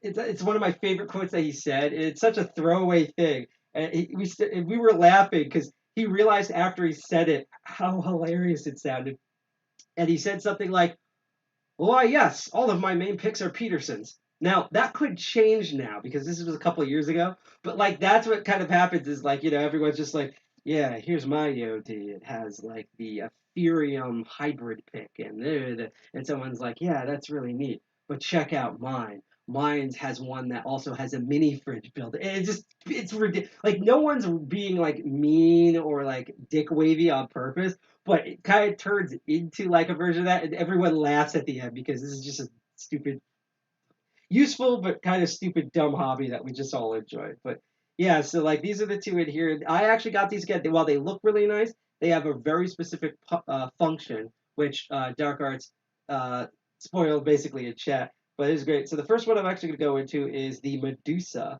which is named after this again amazing etchwork design of this sexy Medusa lady with a snake, which, funny enough, honestly, the type of etchings that Sparrows does, like most of my clothing, like when it's not like video game and hacker dork stuff, like again, when I wear button-down time snakes, I'm covered in skulls and casino paraphernalia. So like, even though these won't be in like the tuxedo, not to be confused with Sparrow's tuxedo, but like my formal wear thing, this would not look out of place with the quality design etchings and stuff. Like it would fit into like some of like the ballrooms and stuff that I've gone to.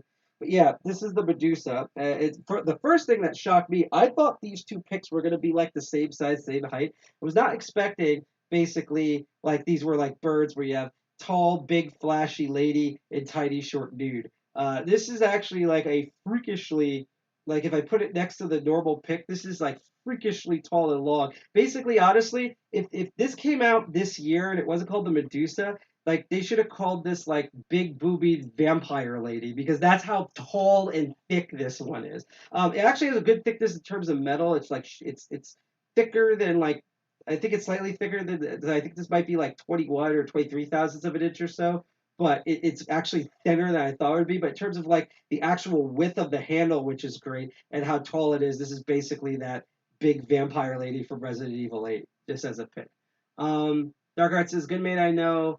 Typine is the guy that made the first Medusa for Noob. Yeah, I'm gonna get into that now. It's called. Yep, I'm gonna get into that. So you've read it in chat because Dark Arts likes to spoil my streams. No, they're a great person. But so how the Medusa happened was Lock Noob had this idea for like a type of hybrid design that he's wanted to see.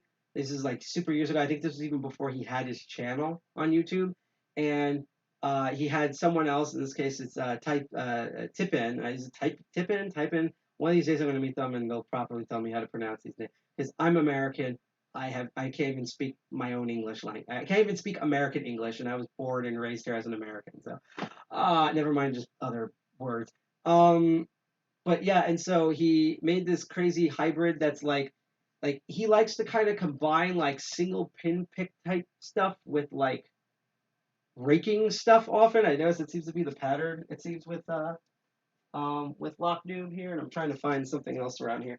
And so he came up with this design, and it was originally his own personal pick called the Boom Slang. And then when I believe Sparrows approached him on this, as Dark Arts is laughing his ass off at me, they made this basically public that you can buy, and it's called the Medusa. And so it has this amazing handle design. It's also shaped really well. Like you can tell here, like if I just hold it naturally, you realize that's why it's like short curved up here and super curved here, because it's really designed. I mean, I often barbarically hold picks like this just because that's just my natural thing. It's actually a bad habit. But like if you holding it in like the surgical position, as I call it, this like it's not as it actually has similar conform styles to the bone pick, and it's not as comfy because there's other elements of the bone pick that Kilamaru made that makes this like the most comfortable pick I've ever used in terms of holding. Oh, sorry, this way, most comfortable pick I've ever used in terms of holding it. But it has a similar philosophy design, so there's just these like plain, flat, shrink-wrapped handles, which are comforting because of its material, but there's nothing design-wise that particularly makes it comforting. This one's actually comfort Tiffany. Okay, Tiffany, thank you. It's like Tripoli or AAA. It makes it really more comfortable to hold, particularly in the surgical position. Now, the weird part is you've actually probably seen the way this pick works. It's known as a hybrid pick. Sometimes maybe it's known offhand by like people who don't know it's called a hybrid pick as a competitive pick, because you often see these type of designs in competitions. There's a reason why. You've actually seen this kind of similar design and concept before. This actually came with the Chinese kit, and I'm going to give everyone like 30 seconds. Does anyone remember what the old Chinese one that now I've replaced with the Medusa is called? Does anyone remember what we called that one? Because it actually does have a name, believe it or not. It actually has an actual lock, like specific pick type name. Does anyone remember? While you guys try to remember, again, if you like the content you see on air, we're going to go probably on break in about like 3 minutes before I pass out from sweat and heat exhaustion standing here like I'm in a Gestapo.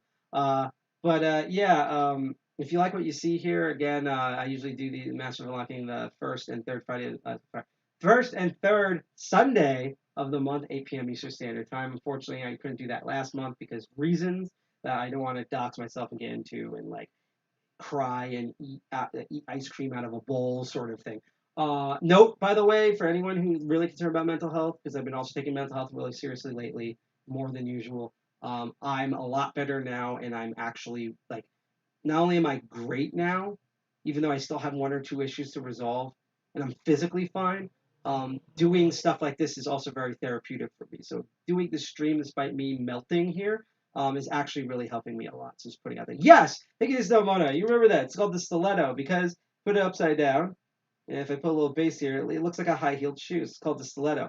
But it runs on the same design principle, this hybrid pick. And you'll notice that it's very similar in design, even though the Medusa is designed a lot better, where you have 2 peaks, like kind of the same way as the double peak from Sparrows, right? So you have these 2 peaks, right, on one side. But on the other side, you'll notice there's a curved tip, because some people like curved tips. And I'm going to put the old one down so I can show you with the Medusa. This hybrid pick, that's what it basically is, a hybrid between, they said it in chat earlier, but in my own personal view, it's more of a hybrid between a double peak. I think originally it's supposed to be a snake rake, but to me it's more of a hybrid between a double peak and a short hook, really wide short hook. Maybe, I mean, it does have a tip, so it kind of has elements of the offset hybrid, but it's more like if you took like the Sparrows short hook and then you like fuse welded. You can actually see this here if I light this up right. So it's like if you take the normal Sparrows short hook here and then they like fuse the double peak on the back of it, you basically got the Medusa that Sparrow sells. And the reason why for that, and this is why you see at competitions, is because one of the ways you can quickly go through a competitions, whether it's a wall of door locks or a pile of padlocks that they give you and time you, is by what's called putting it in a full set. So instead of taking time to go through with like a single pick, like a half diamond or a short hook or a medium hook, and feel for every single pin setting, each one, single pin picking, great, but unless you're a lock picking lawyer, it takes time. The faster way to do things would be to rake it, but since a lot of these are like high security locks, for example, they're designed because of the different driver pins, among other things, that they will normally not rake open. But by combining the 2 techniques, what you can do is you can take let's see, you could we get Bob the Keyway Tetra. I'm gonna put permanently one Bob the Keyway Tetra Rich out here so I don't forget. Actually, let's just keep the creeper open forever. So what you would do is you put your tension as normal. And the Desi is a triple peak version of it from Law Lock Tools. Yeah, that's another one I'm gonna look into, by the way. That's probably gonna go in my normal Mr. Nice Guy because I know what's gonna be in the FU kit and it's really evil, not pretty. I'll give you a hint. One of the things that's in my FU kit is the silver picks. That's the picks from Sparrows that has all the same variety base hooks and rakes that most of their kits, most Sparrows kits come in, but they're at 12 thousandths of an inch. They're super thin for like insanely tight paracyclic keyways, which I've actually encountered twice, literally just within the past 3 months. So, but what you would do, so instead of going in and doing every single one, is you would use the 2 bump side, and you would go in, and you would, I mean, this probably can open just as is, but because it's a master lock number 3, and you would rake this back and forth, and that's it. You would rake it, and by doing that, it might actually turn a bit, but not open, and you put in a full set, which means now there's only 1 or 2 probably security pins that you need to move. So you take the pick. So instead of grabbing another, instead of putting it down, pick up the short hook. Remember, you're running out of time. So it's just you quickly rake it into a full set. So most of the pins are set. Flip it upside down, and then you use that tip, and you go in and you single pin pick the 1 or 3 remaining pins in those locks. And that's why you often see these type of hybrids at competitions, because it just quickly go through and eat through that sort of thing.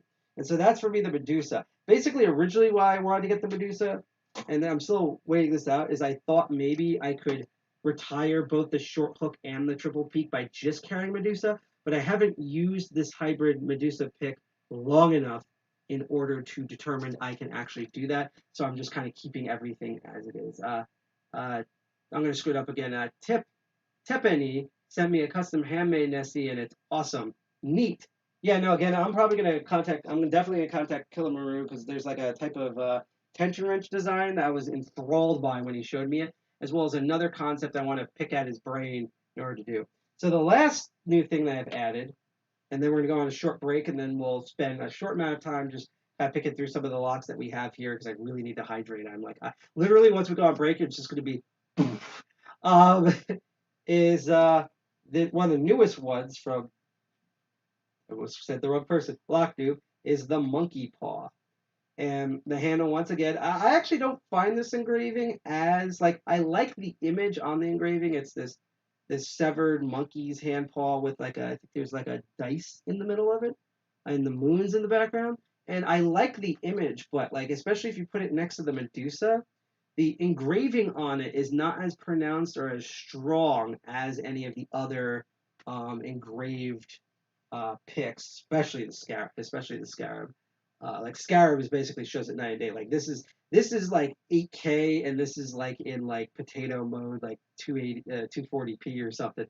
So I'm actually a little disappointed with the monkey paw in terms of that. I think the engraving could have been more pronounced and done better. It's a lot more subtle, but not in a good way. Again, this is shockingly, it's around the same height as like Sparrow's normal picks, but especially next to some of the other picks like Kilamaru's pick or the Medusa pick is shockingly short. But just because it's short doesn't mean it's not useful. And this is very useful because, as Locknoob explained in his video on his channel, also, by the way, the handle, it's not ergonomic. So if you hold in a certain position, it's not as good as, it's actually kind of like holding some of the previous metal crappier picks I have, even though this is better quality steel.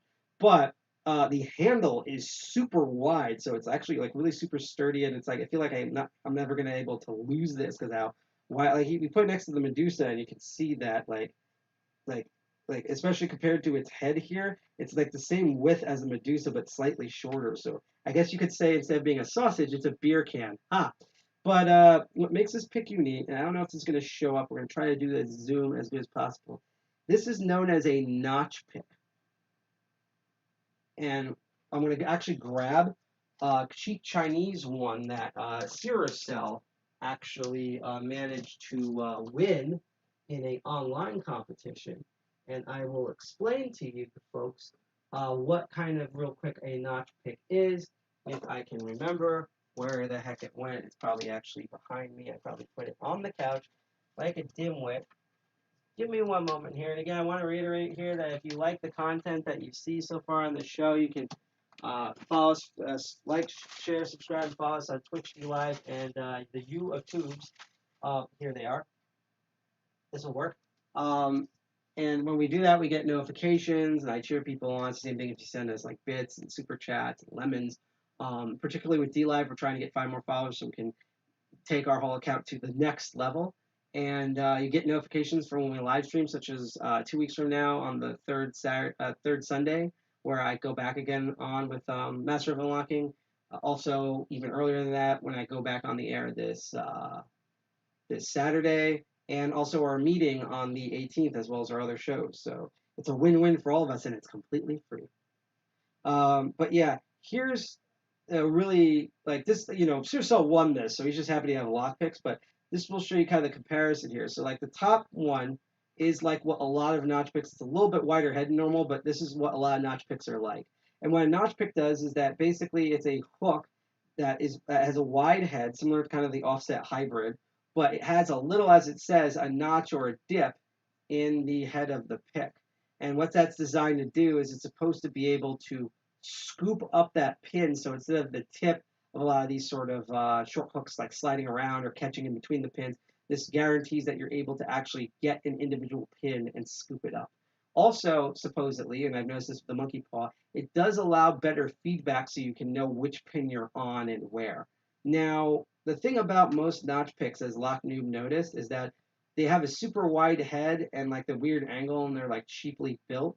And what that means, and I'm sorry for anyone who's getting like sick. And actually, you know what I'm gonna do? I'm actually gonna set this down, and we're gonna zoom in. That way, it's not shaking everywhere. I apologize. Put it here and focus. So the top one. The problem is that the notch is usually too shallow, or they just take like a generic L 90-degree chunk out of it. And so it doesn't really glide along the pins. It can get stuck depending on what type of lock design it is. Like, let's say this is good for like a high-low-high, but let's say it gets stuck on low-high-lows. There's an issue with them. And they kind of only come out when you need to do super specific things. What Lockney wanted to do was to make a notch pick, and you can see there is a notch in there, but it's super shallow. Like, I don't even think, I'll try to zoom in even more. I don't even think it might show up. This is like, you can see the molecules here. As Johnny Exos would say, you can take the fingerprints off the image. That was a great talk about the TSA keys. We're going to cover TSA keys, by the way, on a future episode. Don't worry about that. It's just the stuff to get for it is kind of loopholes and expensive. So the monkey paw does have a notch in it, but as you can see, it has way more of a profile of like an actual short hook than it does this like super wide. Like, I'll put the offset hybrid. I'll put the offset hybrid next to the traditional notch pick, and you can see that even though it has a wide head, it's nowhere near as wide and kind of unwieldy, obtrusive as the monkey paw. So basically, the monkey paw is like slightly wider headed short hook with a subtle notch, and he also designed the notch at an interesting angle where it's like a steep slope on the front and more of a sharp in the back instead of just having a generic loop in it. And that's so that it works on a wide range of pins and height variances within a lock, according to him. And I've noticed this. Basically it guarantees that you're going to actually scoop it up, because sometimes even with the notch, again, because of how wide the head is, you notice how that there's like a sharp tip on that gets in the way. I have not had that with the monkey paw. And in fact, I've actually been rarely using the normal short hook, and I've been almost exclusively using either the offset hybrid or mainly the monkey paw as the pick. So the monkey paw might eventually replace, even though I find this more comfortable to hold, the standard short hook that they gave me, and then the Medusa might actually eventually replace both double peak and the short, but I'd still do more testing on it. Yeah, Matt, the TSA made big mistakes. Well, that's the whole thing, because again, it's like it's more of a peace of mind, as well as, like, as George Carlin says, reducing your liberty and letting people know that they can F with you anytime they want, than it is actual security, which is also why the TSA, I think, has been like slightly defunded and things like that. So that's the monkey paw right there. I'm going to zoom out and refocus. So we're going to go on a short break in a moment, but I just want to review what I did so far to upgrade everything.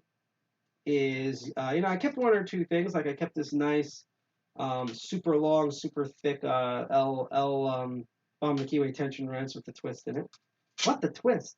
And I kept my basic snake rake and my basic half diamond. But what I went out and I got a base creeper case. Yeah, I got the base creeper case, and let's put everything up here. And it came with this amazing solid nylon case, and it works as advertised with the kind of stealth flap in here, along with the Velcro, and this what I think is awesome, this phosphorus card that allows me to see my picks properly in complete darkness, and also see their profile, so I know what I'm picking, pun semi-intended. And it came with these now lovely shrink wrapped picks, and I added an extra. I already had a 15,000 short hook, but I also added a 15,000 steep hook for some of the high security stuff. I added a Tron, which is a type of, it doesn't come with the normal kit. It's like super long with, it's like short stunted, but like almost completely straight pick with a slight bend at the tip, so that way I can get around like certain high-low highs and low-high lows with it. Works good for that bidding. I added the Scarab strike picks so I can like zip really easy for the most part. Door locks.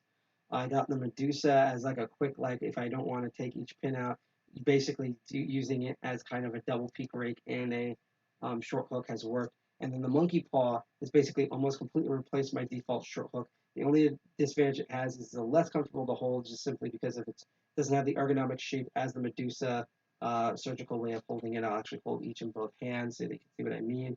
And it doesn't have any shrink wrap on it. But in terms of like the actual pick itself, really, really good notch design.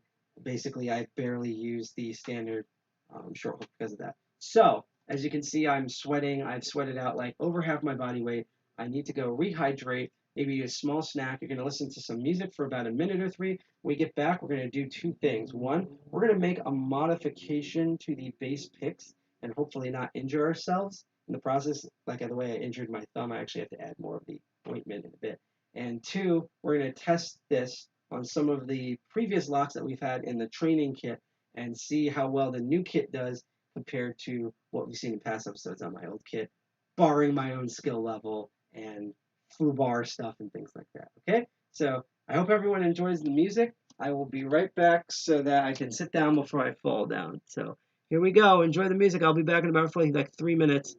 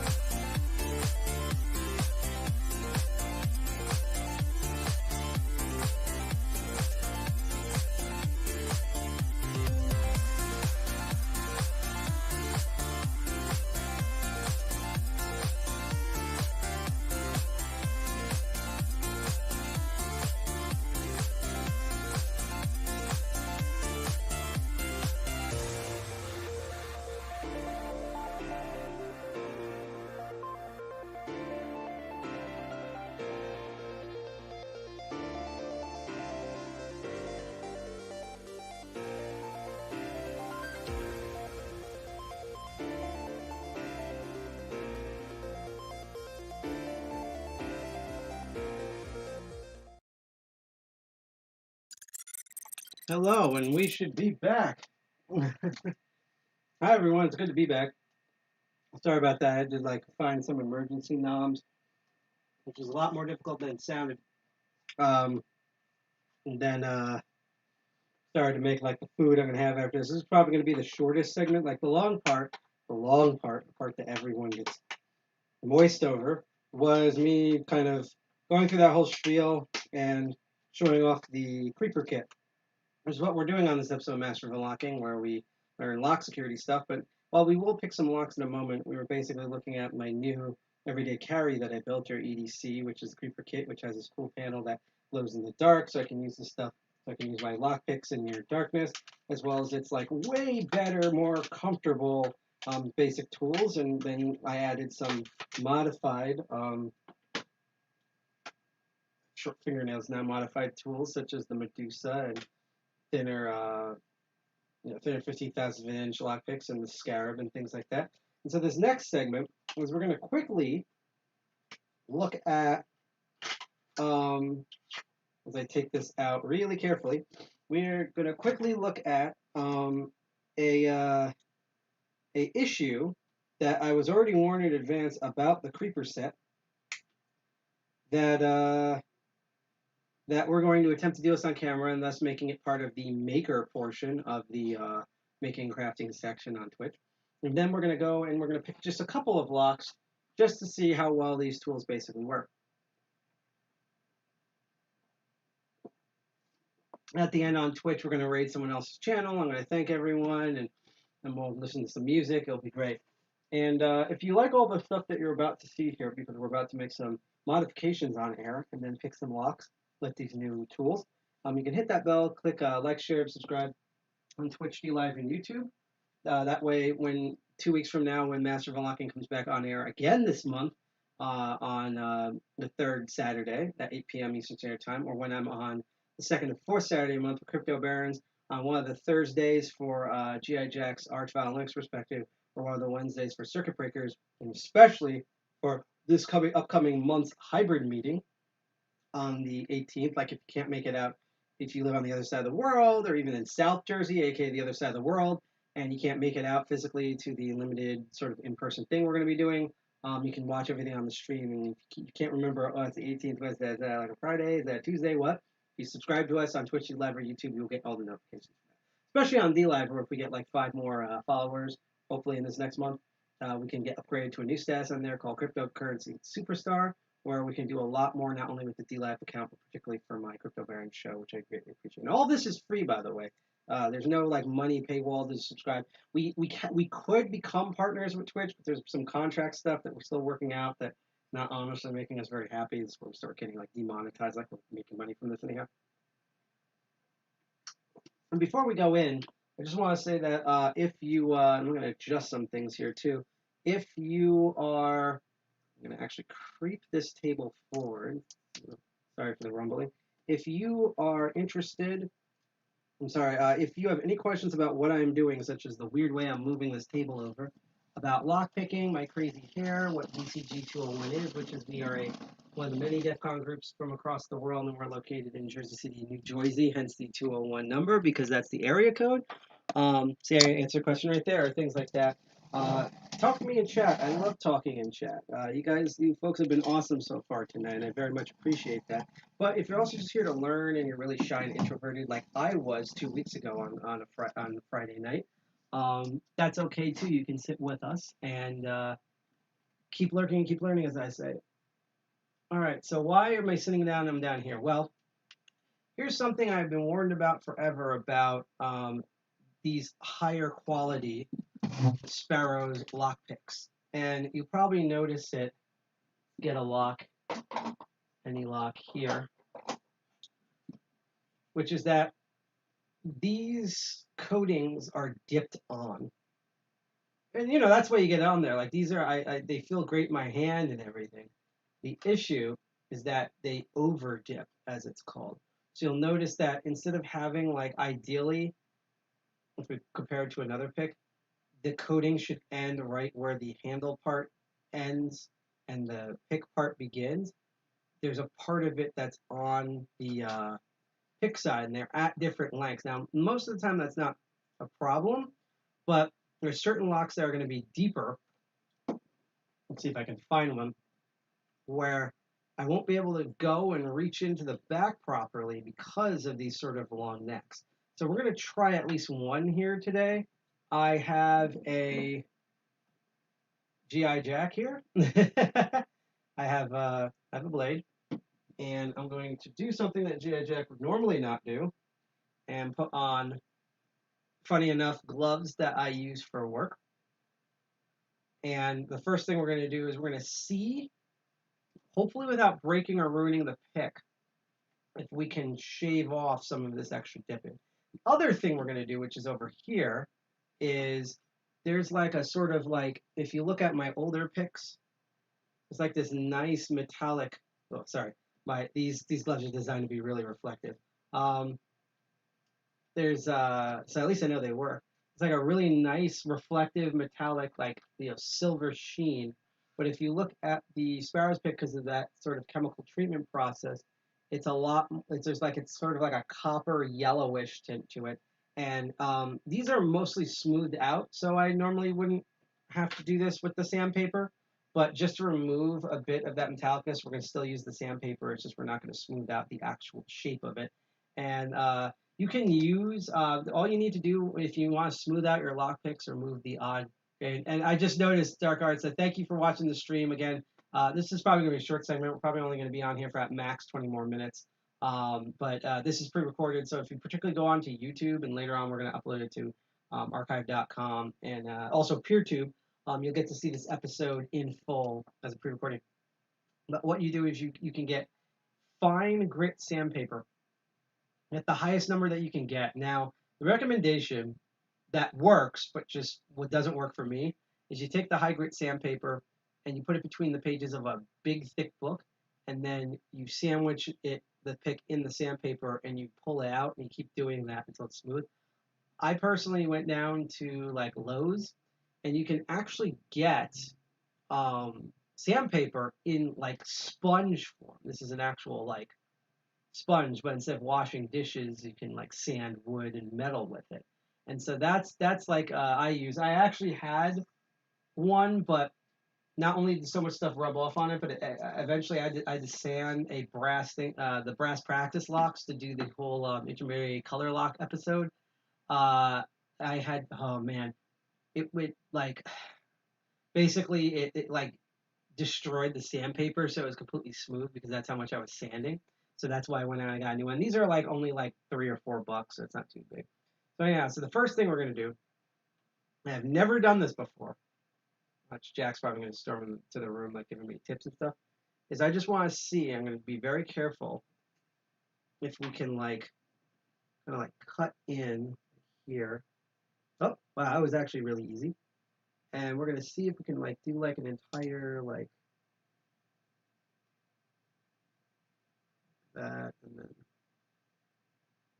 see if we can like cut the excess off without like ruining the metal part of the pick. Okay, so it seems like we cut that all around. Should like, yep, sliding right off. So yeah, this is how far it should have been dipped. Like we'll take another one that we haven't. So that gave me enough confidence. I'm gonna do that to every single one of these. So like you can see, this one particularly they over dipped, like the offset hybrid. So you see at the bottom, that's how over dipped they did the cover for the handles. And the top one is the one where we just cut this like huge amount of excess off. And that's what we're going to do with all of them, that they should really be like that. So that way it goes all the way to the hilt. Because, you know, that's what the lock's like. It's just like the ladies and gentlemen, is they like it when it's in them. They like it all the way to the hilt. One of these days, I'm just going to put a innuendo counter in the corner of a Master of Unlocking. Kind of like End Commander, who used to do a show on here called Hack All End Commander. It was actually the first show we ever had.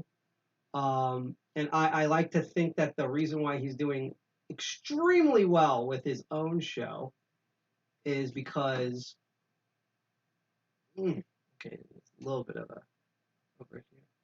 And this blade, by the way, I just got this. This is really good.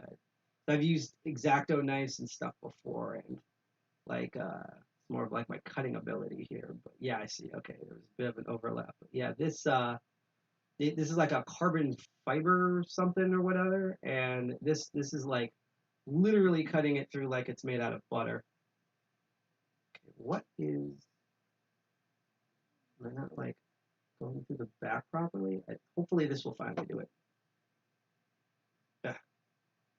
Oh, the offset hybrid really wants to be stubborn here. Actually, let me do this zoomed up close, because I'm sorry, I'm like doing this from like my own. Let's put the blade here and let it go focus. Okay. The problem is there's this little part kind of back here that's not like quite connecting smooth as the first one did.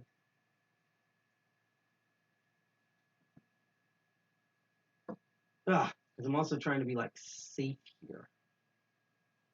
It's like we still have to go back to that angle again.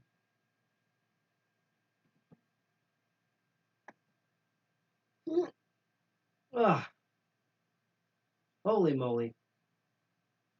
Oh, I see. We didn't cut deep enough on this side. Now it's severed. Yeah, so it's tight, but it should just slide off here. Here we go. That was redone pick number 2. See, for all you people watching on Twitch, this is the part where we're actually making and crafting. I tried it like, because I always keep the bit, like the problem is that honestly on Twitch, that there needs to be a science and programming, like a science and like a soft science channel where like all the programmers can like make their cryptocurrency wallets and Go and stuff like that. And then they should have the making and crafting channel for all the people like building keyboards and Legos and stuff like that. And then there needs to be a dedicated engineering channel. Because that's the problem, is that this is more of like an engineering, because like physical security, you know, like metalworking and like archaeological digging and stuff like that, as Jack makes hilarious cartoon noises. And so that's my problem, is that I can never decide if Master of Unlocking should be in the making and crafting section or the science and technology section, because technically this is both a science and a technology, you know, the technology of locks, the engineering of their security. But on the other hand, like I have to do like stuff here that I've made up, like right now where we are cutting parts of the shrinkage on here, because, you know, we all hate shrinkage, in order to kind of smooth out the handle portion of these picks. And that would definitely be, like, this to me is more of a making and crafting than like, well, like, no offense, because we follow some of these channels and I love these people, but I feel like making and crafting, like, you know, they show like crocheting and even soldering, and like most of the channel is building keyboards. And I love the building keyboard stuff, but it's kind of like, that's why I can kind of understand if it wasn't for the sexism about like making a like dedicated I'm in a hot tub category, because like this really kind of needs to be in its own section here. I'm trying to figure out why is it not. Okay, so for some reason on this one it is not cutting deep enough for whatever reason.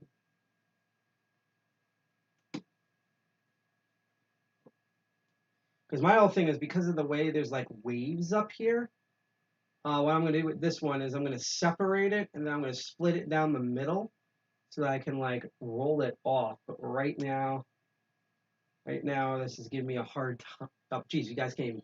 Actually, you know what I need to do? There we go. Let's angle this, because I need to really hold this like closer to my body and my face. This is probably why we probably had like 12 people watching and now there's like 2 people watching, because it's like, All it is just nothing. It's just some guy, this threatening-looking guy holding a knife over here. Well, we don't see anything over here. And that's because I'm working on this side because I really need this like up to my face looking at it. But I'm trying to figure out, I think it's like this point over here. Is that like, it's like Nuz does not want to like properly cut over, so I can remove this. And feel the metal there. And hit metal over here.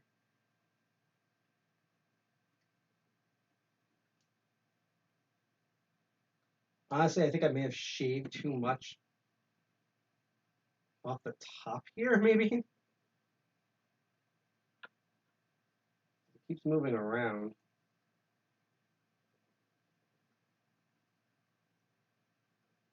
Like I can feel where we're hitting the metal here. I can hear, like that's why I wanted the other mic, because I can hear the like scraping of it like hitting the metal. Oh, and there's someone just followed us, but I need to see it on the bigger TV because even with glasses, I'm kind of blind here. Thank you for the follow out there. I'm going to see it in a moment. Of course, when I concentrate, I make like a stupid like tongue stick out face for no reason. Like I'm like threading an eye of a needle or something like that. And actually, I'm going to do something a little bit more risky. And I'm just going to remove one of the gloves because it's more like I'm kind of... Thank you, Picked It, mate. Oh, that's neat. It's kind of like, I don't know if you meant that was like a generic one or if that's specifically for lockpicking, but thank you for that follow, Picked It, mate. Great username, by the way. That is actually really clever, especially with the context of locks. Literally see the metal down there.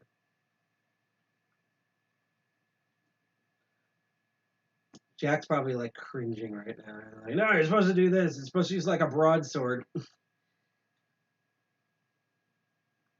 Okay, this might actually do it because I finally felt the plasticine give away over here. You can hear that scrape. Please telling I can separate you now. Oh, come on. What is sticking over here? I think it's this side. For some reason, it's like not quite cutting through on this side.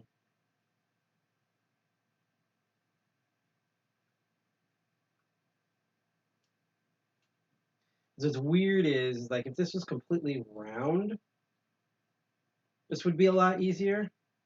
But instead, what it is it's like flat on each. It's very much like the way Kilimaru designed his, where it's like flat on each side.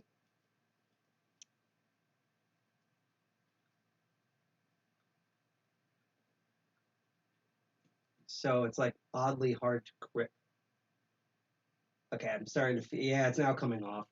Ah, see, it's now moving. There was literally this very thin strip in the back.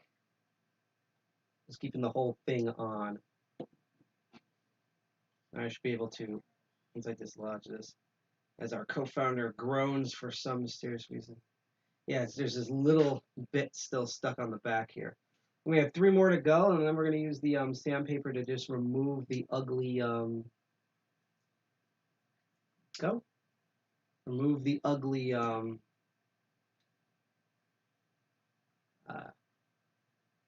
it's funny because I also have safety glasses too, and I technically should be wearing them.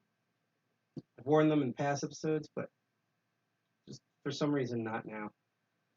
And then we're going to use the sandpaper and kind of get rid of this kind of yellow residue. And what's weird is we don't really need to do that. We don't need to do that all with like the specialty picks, but these generic ones, you know, again, you get what you paid for. So the thing is, I'm not going to be able to put it past this wavy stuff here. So instead, I'm going to attempt to bisect this in the middle. Yep. And now we can remove it like it's a little jacket. Ta-da! All right, so it's a little rough, but now, so we got 4 down, 3 to go. Let me grab this, Picked It, mate, wrote, just wipe my forehead here, so I'm sweating like I'm either sweating like a pig or I'm sweating like an NYPD officer, I don't know. Great, thanks, great to see a fellow Locksporter on here. There's only like a handful, but I gotta go. 3M here, have a good, 3M, Jesus Christ. I hope you don't have work tomorrow, because I have work tomorrow. It's like 10 over here, and I'm already dreading because like I usually have to wake up like at 6:30 in the morning. So like like if you guys think oh he's only streaming to like 10, but like he's like oh why is he only streaming to like 11 like but it's like no I have to like that means I literally only have at max 7 hours of sleep provided that I can fight my insomnia and actually sleep. So like on the weekdays when I work, it's like I get out of work early. I'm not going to dox myself. I'll say that I get out of work way earlier than most people, which affords some sort of flexibility compared to other people. But I'll basically have to go to work super early most of the time. Okay. Once again, a little bit right here. Yep. See, that's why we have the gloves. And so now I'm going to do the smart thing. I'm actually going to cut downwards. Away. You want to cut away from your flesh. That's the thing I need to inform Jack. You need to cut away from your flesh. That's how you not get cut. Go. All right. So unfortunately, because of the way I cut this, there's a little bit of like a lip over here. But again, these are just I mean, they look more presentable now, but this is actually more literally of a utility reason why I'm doing this, because that way I can stick the pick deeper into the lock. So while it does look more aesthetically pleasing in my opinion than all these uneven dips, it's more of a utility of trying to get this in. So like I don't care if the base ones are kind of stupid and off. What I really need is I just need this excess off as best as I can. Okay, now it's cut so we can move it like it's a little jacket. Ta-da! There. So that was the double peak. So all we have left is the worm. For some reason we did the triple peak before the double peak. That's odd. We're doing this literally back asswards. This seems to have a lot shorter dip. And then the city rake, and we are done removing the excess. So again, I told everyone that at some point we will actually do some like, not necessarily making per se. I guess you could say we made these better, even slightly than they already were. But we're going to do some crafting. We're going to actually take out like some tools and do some like modifications on here. And obviously, it's not like crazy modifications. It's not like we're taking out like a Dremel or whatever and like reshaping the entire tools, because we don't need to, because these profiles are really good. It's more of like that we're just making these a little bit more aesthetically pleasing, but even more important, we're making them so that they're not limited by the over dipping process. Because I've already had it, particularly with door locks, where I stick these into, where I need to get like that 5th pin in the back, but I can't because the over dipping prevents this from going further in the keyhole. So that's why I'm trying to remove all this garbage, this excess here, in order to do that. These cut really well. So yeah, there's another one that's being removed like it's a little sports jacket. There we go. And then finally is the city rake, and then we'll polish it up a bit with the sponge, which I'll definitely need the other gloves for. And then we're just gonna pick like maybe like 3, maybe 4 locks with some of these picks. We might get to the American lock. That's always been the one that on air is a big pain in the ass for me. At my current skill level and competence level is more probably accurate. See, that was perfect. I did that one. See, I've done it enough times that when I got the last one, it was like the first try. Boom. It's really slippery for some reason. You might have to like press cut this as opposed to like slide.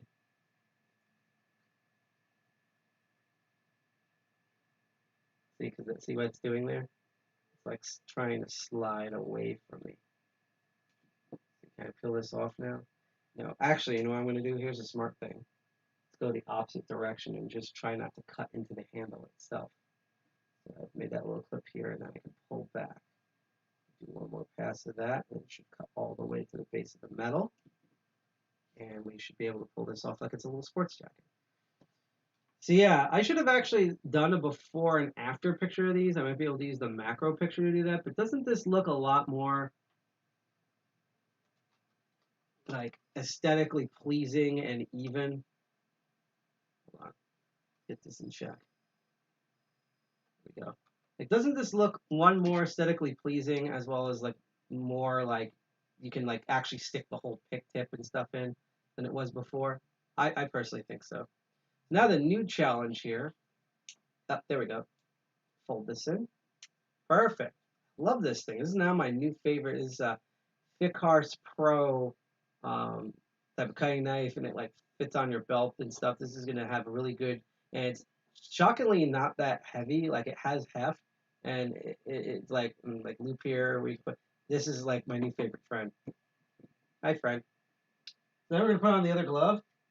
There's no glove, no love, and we're going to kind of polish these off. And again, if you're interested in like me, because I'm gonna be doing a lot more modified picks. In fact, I'm probably gonna actually one of the episodes I've been wanting to do is Sparrows sells blanks of their pick types, and then you can just carve your own pit. And I want to get pick, single pin pick or rake. And I actually want to get like a clamp and a Dremel and stuff and make custom picks on air, which I think will be neat. So that way, it's not like more of a tutorial, it's more of just watching me do stuff. But if you do like what you've seen so far, you can hit that bell and hit like, share, subscribe on Twitch, DLive, and YouTube. I get notifications, as you saw earlier, in which I will cheer you on. If you follow us, especially on DLive, because we're literally 5 followers away from hitting a goal where we'll be able to do a lot more with the DLive account, not only for all the shows, but particularly for my other show, Crypto Barons. And to me, like, people always ask me, like, do you like doing Crypto Barons more, or do you like doing Master of Unlocking more? And honestly, it's literally like picking between your two kids because each have their own strengths and weaknesses. The lockpicking stuff I'm a lot more comfortable and familiar with, even when I'm doing new stuff on air. And it also seems you guys are more interactive, and it's more hands-on for me. I have to do prep work in terms of like getting the camera set up, but all I have to do is plop the stuff out there and do what I do. Crypto Barons one's easier to set up. It's just opening tabs and pre-downloading programs. But one, a lot of times those programs don't work. And two is that it's a lot more talking, explaining, and math, which even though I know these things, I'm like less comfortable with. All right, so as I said before, if we look kind of like, if we compare this half diamond with the new short hook that has now been circumcised, let's put it that way. I was telling Cyril that I was like, basically, I'm going to be circumcising the picks on air. They came in with a little bit extra neck, and now they don't. But if we focus and look, you'll notice that the one that's on the right has more of like a shine reflectiveness. The one on the left, even though it's not as severe as I've seen other people's kits, it's definitely has like a yellow kind of factory tinge from like some sort of chemical in the dipping process. So what we're simply going to do here is we are taking a high grit sandpaper. This, if I remember correctly, is 1,200 grits. It can go way higher than that, but basically pick like the most highest one you're comfortable with. For me, 1,200 works really well. And I personally got this in sponge form because I'll be able to like fold around it. It's just easier to use with my hands, especially with gloves. But to be completely honest, you can just get normal, like disposable, like flat sheet sandpaper. I was even tempted to do that. It's up to you. Yeah, we're just gonna go in, and now what we could do, and I'll do this on one side to kind of remove this, is we can just, it's already coming off, we can just make passes on one side by just rubbing it, and that seems to like, I've gotten most of that off. I personally like to tackle two birds with one stone, especially with the way most lockpicks are designed. And what I do is I sort of, it's like with the book technique, and I sandwich, and I can just do pass-throughs. And it's just a lot easier for me to hold with the sponge. And it also kind of just smooths out. Like, usually Sparrows is actually pretty good, in my opinion, when it comes to, like, tumbling picks. But this also, basically, if there was any rough edges on this, definitely doesn't have them anymore. And I think we're just going to kind of rub the base here. Because remember, ladies, you should always, don't focus on the tips, just rub the base as well. And we're just going to do that to all the different ones. Yeah, I'm very happy I'm able to, well, one, I felt really awful when, I felt really, really awful when I couldn't do that last episode because, we didn't have the right VR stuff. I had the money for the thing, but I was also running out of time because I was focusing on so many different things between setting up the next DCG 201 meeting and just a lot of things, particularly bad like mental health, personal mojo things. And again, like, I don't need like don't like call some 3-letter agency on me, or I know they're watching, but no, like don't do that. I'm fine. Yeah, I know George Collins warned about that. Like nobody's fine. Hair is fine. How is your hair? Fine. Yeah, that's what he says. It's like, how are you? Fine. Bullshit. So I'm very much aware of that. Um, Man, I might have to like run some like liquid on these in addition to sandpapering, but they do seem to look better. So I'm just gonna go through the entire set for that. But yeah, there was there was like multiple different factors of why that last episode didn't happen, and of course also again like I knew I had this stuff coming, but like the United States Postal Service already told me well in advance, even though they were a day late eventually, that that I wasn't gonna get any of this stuff until by the earliest Thursday, and it actually came in midday on Friday. So yeah, so it's basically like I didn't have anything coming in, and the original thing was like a bus because I poorly thought certain things out, and I just was like, you know what, it's probably good for me. Like if I had to go on break, like if there was like a missed Master of Unlocking, it would definitely be this episode. I mean, it'd definitely be in May for that, even though a lot of my prompts didn't really start until early June. But I've worked on some things. I've self-evaluated myself, and I'm sorry that this is starting to sound. I probably should tag mental health in this episode of Master of Unlocking on Twitch. But no, I'm not gonna, because no one's perfect. But it's less of like it wasn't like I was like being a giant douche nozzle, although some people would like disagree with that. None of this has to do with like the hacker scene, that lockpicking scene. It's like a completely different group of people. But it's just more of like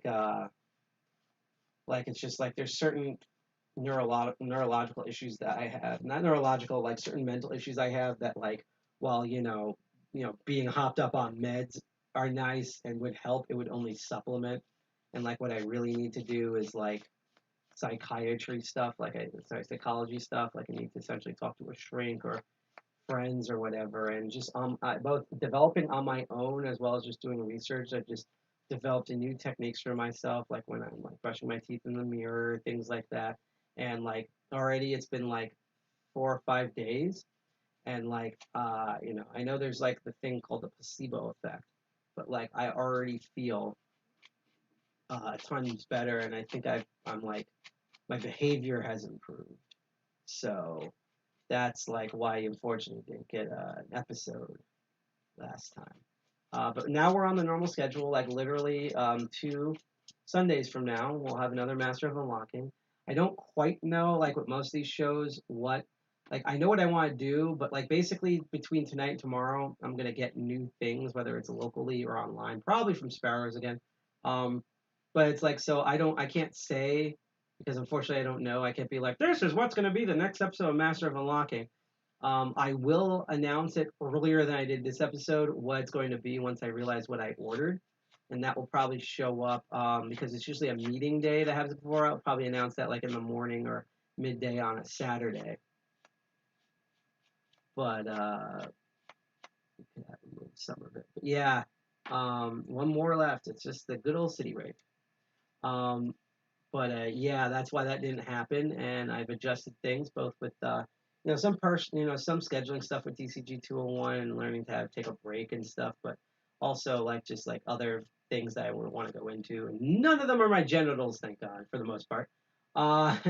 And like I've seen improvement. My friends have seen improvement, and I both like am happy and I feel happier than I was. Like this is to me like I never thought 34.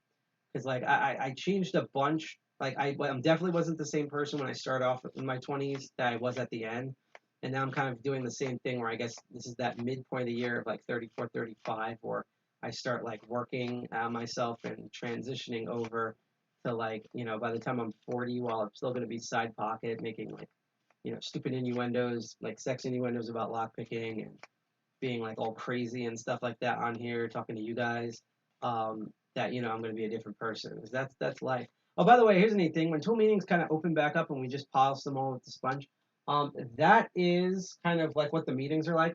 Like there is an opening tutorial about how to do locks, and like we do talk about locks, but similar to like a lot of computer hacker meetings, a lot of us talk about like life stuff and like geek stuff of like new TV shows we're watching and like who gave birth finally and things like that.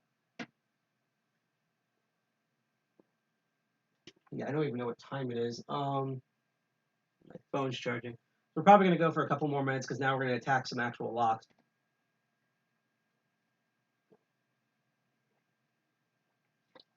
I just need to rehydrate well, and I'm gonna sit here the rest of the time because right now my brain is thinking is like food. So I have this right here. Here we go. Okay, yeah, we're definitely gonna end this like at worst at 11, which is great. And again, thank you all for watching here.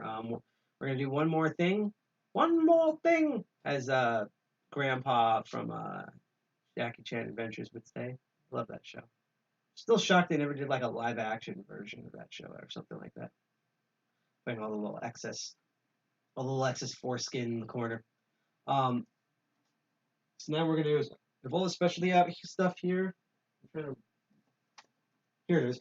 See, this is so incognito and like low profile that the only problem I really have with the creeper set so far, like dead serious, is that I sometimes forget where the hell it is. I'll like be looking at it and not realize I'm looking at it. It's like that level of like, whew, right? Okay, so what we're gonna do now is I'm gonna just grab a bunch of different locks and practice lock systems, and we're gonna use most of, if not all, the new stuff that we received and see what we can achieve here. Let's see, some spools and some serrades, and I think as a good mix. Okay, I'm just gonna take both of these just in case. We're gonna do the 5 and 6s, and then I'm gonna take a base 4 out of here because I know I can complete that on air like in a decent amount of time.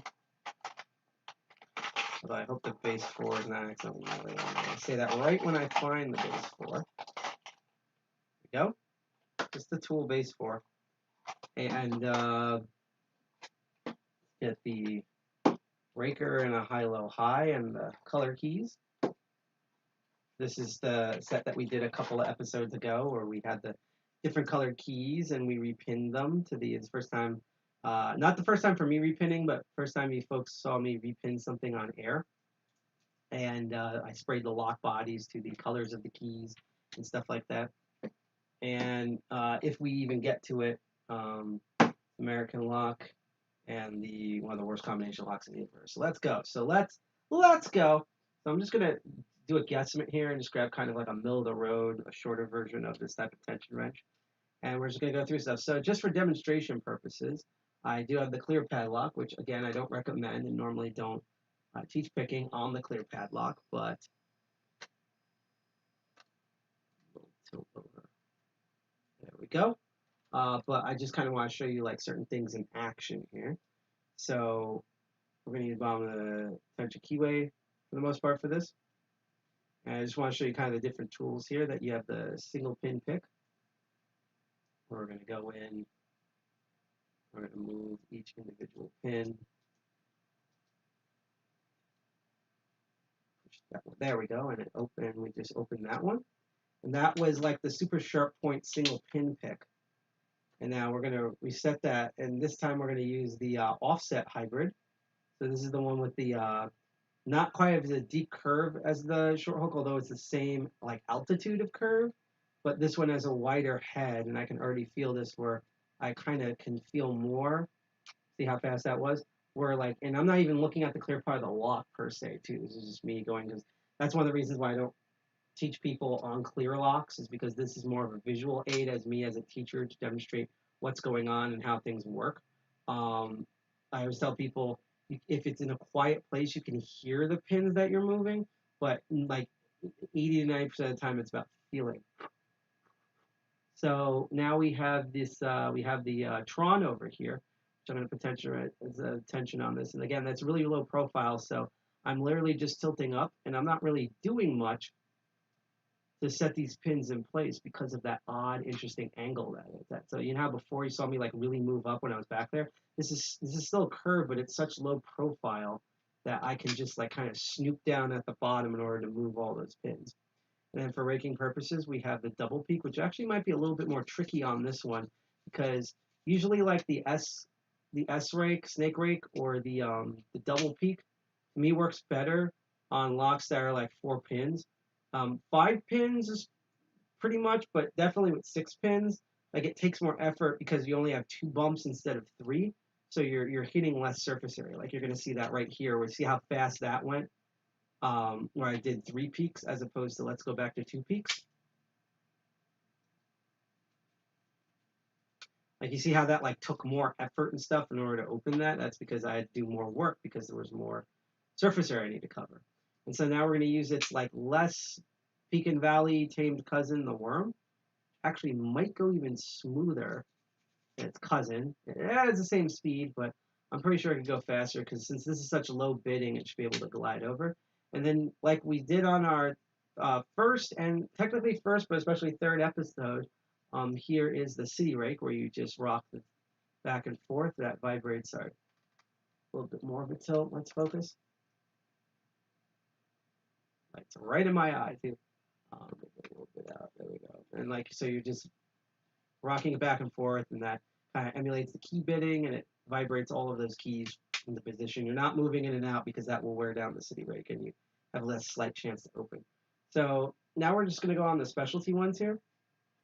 So the first one's going to be the Medusa. Now, I'm pretty sure this is not going to, since there's no like spool pins or anything, it's not going to go into a false set and then I single pin pick. I'm going to try to emulate that, but first I'm just going to show that I can just rake this open.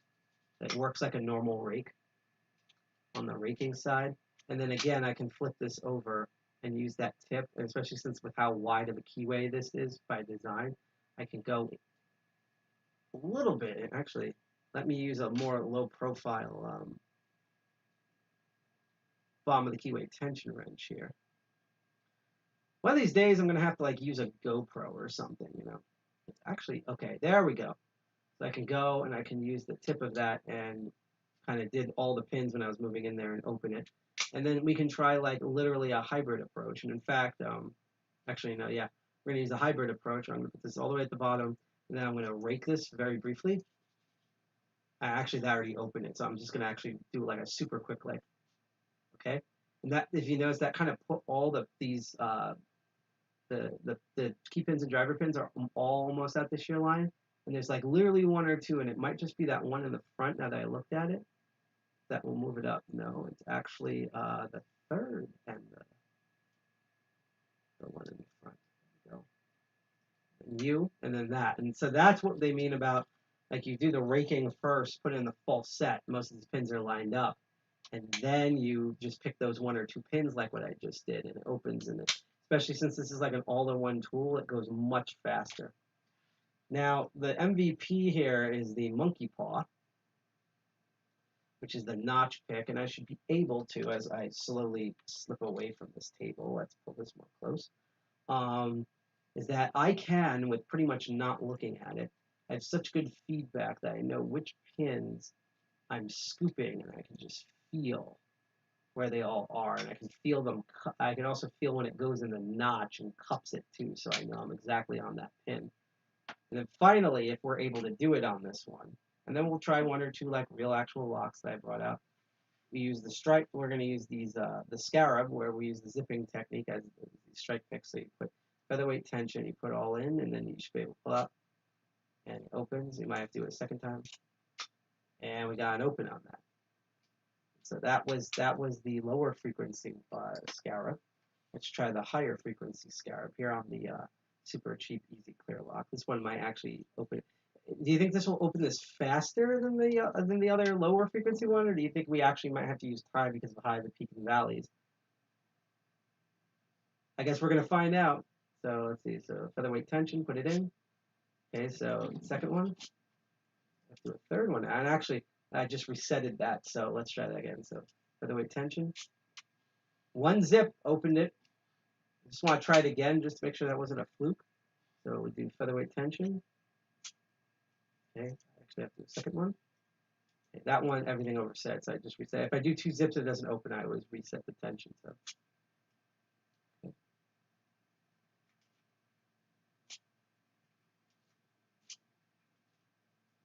Seems like with the higher frequency, there we go. It did open, but so it seems like it like 2/3 of the time it will open it in 1 zip as opposed to the lower frequency one, which opened it in like 2 zips, maybe even 3 zips. But it seems like the higher frequencies kick the pins up higher. So we constantly had ones where we was oversetting, where no matter how many times we did this, we would never be able to actually get this open.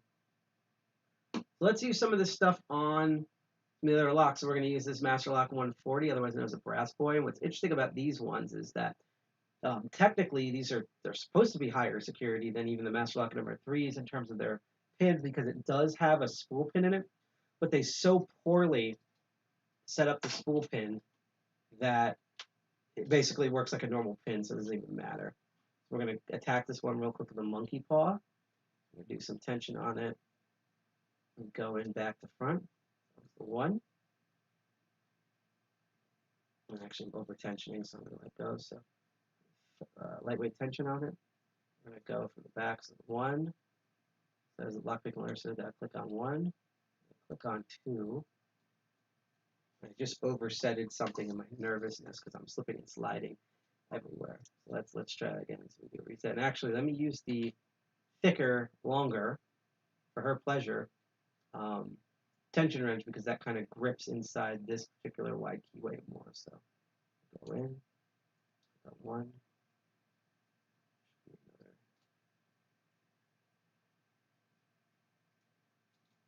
Try that again.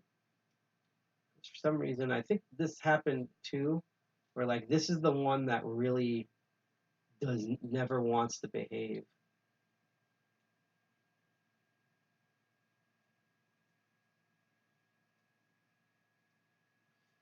So what I'm actually going to do with this one, and this is the other development I've done, is I went out and I got proper lock lube.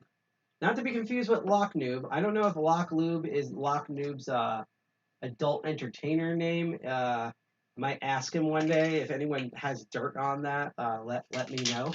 But yeah, you probably see me because the only thing that I have, even though it's terrible, is I've used WD-40 on some of the bigger locks, and actually I believe that's what destroyed that one American lock that I have. This is lubrication for a lock that is literally designed for locks itself, so it will cause lubrication, but it won't destroy any of the metal or intricate moving parts in here, such as the springs and the pins and stuff. And you can use this on both the lock body and the shackle. So I'm just going to attempt to. This is my first time actually using this. Let me just fix this side. Put a little squirt in there.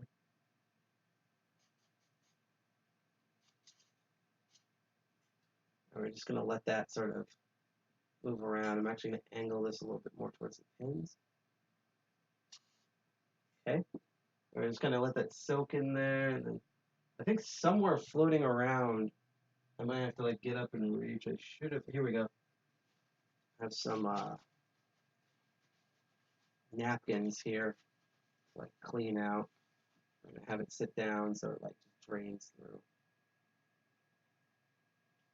So yeah, in a couple of minutes we're probably gonna get going on here, and if you're on Twitch, we're gonna raid someone else's channel, and I'll remind you all when the next episode is, and other small updates, and I'll also do what I am currently doing right now, which is to thank you all for watching me on this program.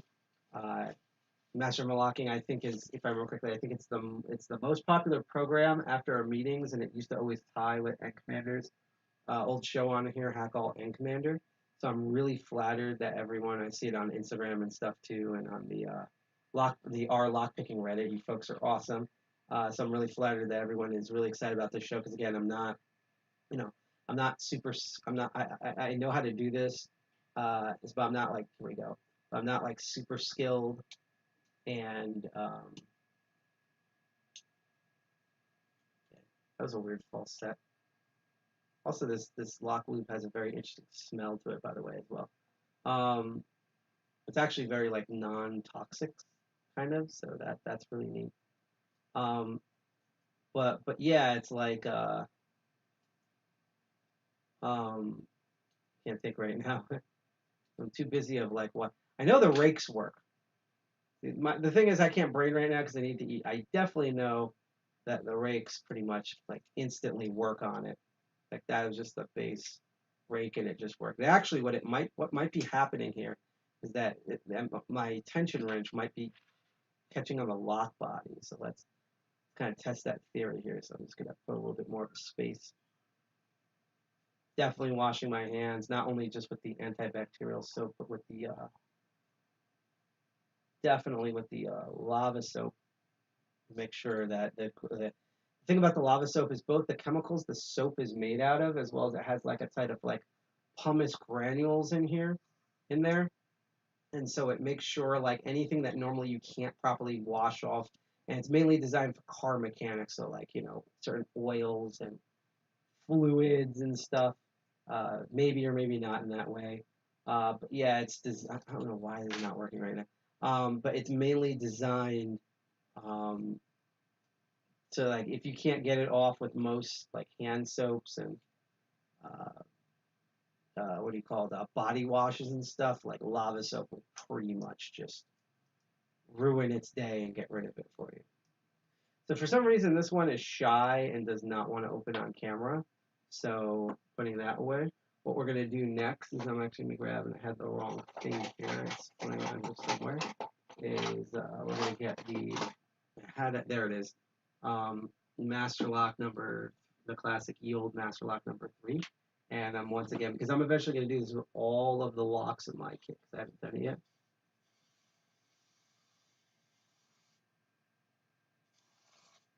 yet. Oh boy, oh, that was a lot. Shit. Okay.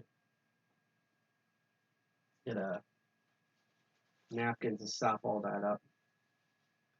And this stuff should not harm the work mat that we're on. Keyword is it shouldn't harm the work mat, but I've been wrong before.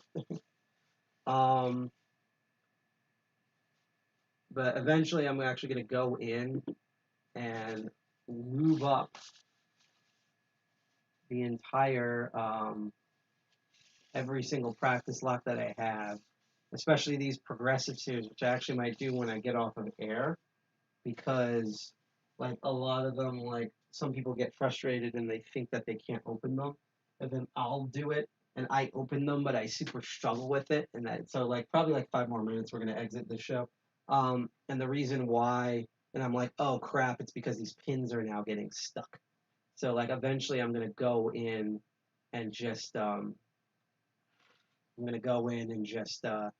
lube every single lock that I have in the lockpick training kit.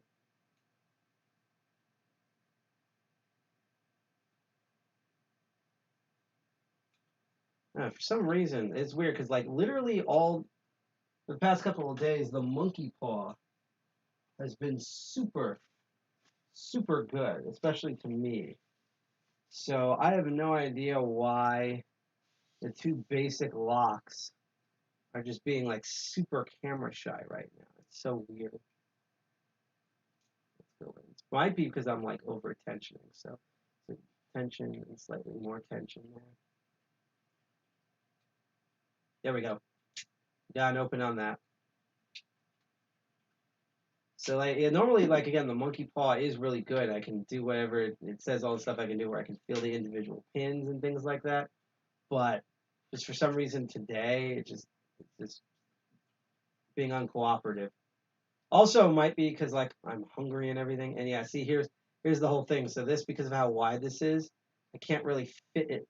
I just got it in there, and it is very tight fit to fit it into the master lock number 3 over here. And because of how severe of a curve the tip is, I just opened it. If I go like back to front and then I have to like go back over to reach another pin in the back, like maybe that back pin I just set dropped or something, it becomes really frustrating because that tip has such of a curve that if you're in like a kind of a tight keyway like this, it will, let's use the city rake on this. City rake usually almost instantly opens this, usually.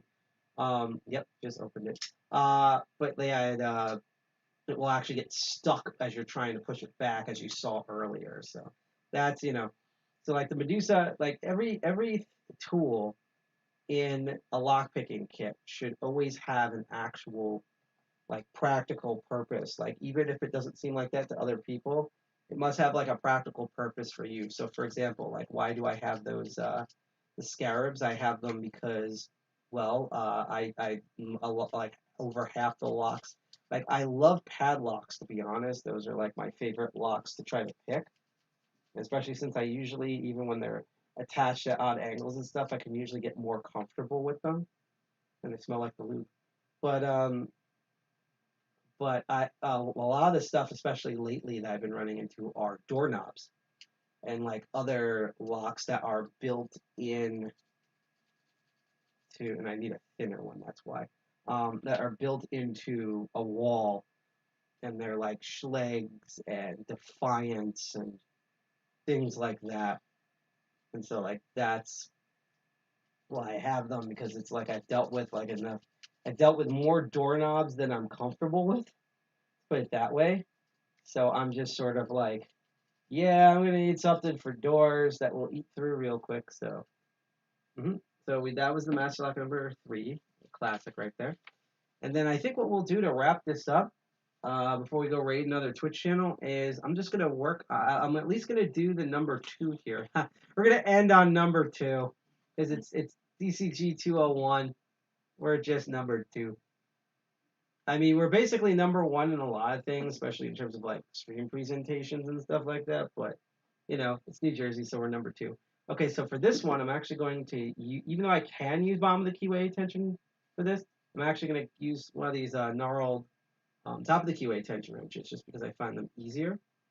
And so we're going to first go in. We're going to attempt a single pin pick. Now this one I should actually go into. Again, you get all these keys will fit because they're Schlegs. But like the green key obviously won't turn the blue practice lock. The blue key will work, and you can tell by the bitting of this that this is a very let me get this in frame. This has this interesting slant.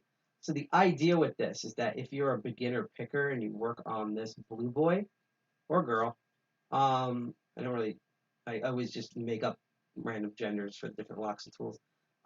It should be harder or like more laborious to single pin pick this, but basically trivial to rake. And it teaches people again of like, like sometimes something will open really fast with a rake and it'll take forever to single pin pick, and then other times it's the vice versa. So we're just gonna put like super light tension. We're gonna go in and try to set all these pins. I think I'm like over tensioning it. I'm actually going to tension it now the other way and do this. So we're just going to spend like the next like 3 minutes trying different things on this one. Actually, the very last thing we'll do is there we go. I got that stuck. Didn't want to break the pick. That's something that will happen occasionally. You'll have something where it's like your pick will accidentally wedge in somewhere and will get stuck. And basically you have to be both really aggressive and really gentle at the same time, otherwise you will snap off your pick in the lock body. So I'm just gonna do some super light tension on this. And this is actually one of those ones where like it's frustrating, because if this had a more ergonomic handle, the monkey paw that I'm using right now, I think it would permanently replace my my normal short hook, but because the short hook has this wonderful like shrink wrapped thing going on with it,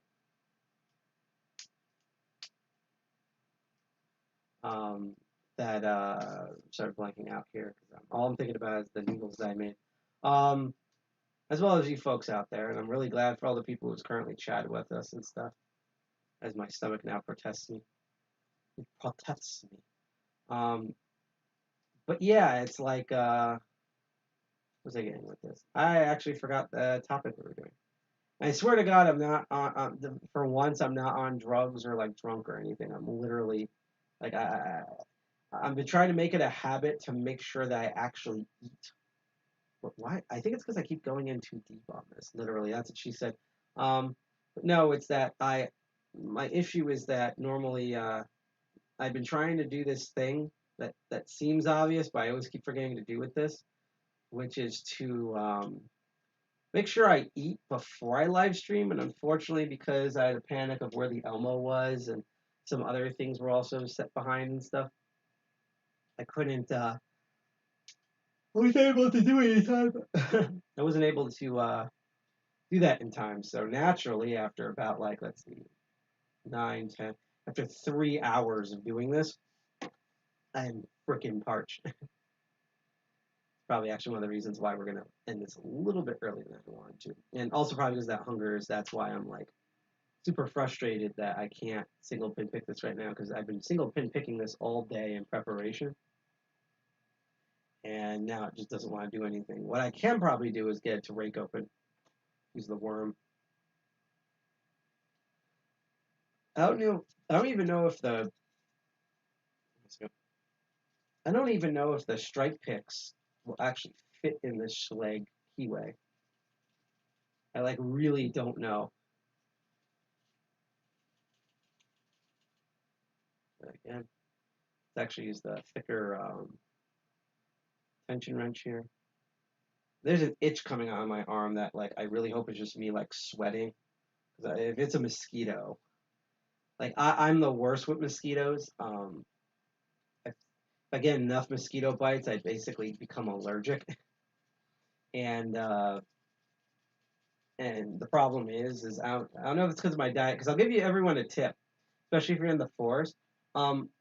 If you really hate mosquitoes, especially at night, try not to eat anything or consume anything that's like full of a lot of sugar beforehand.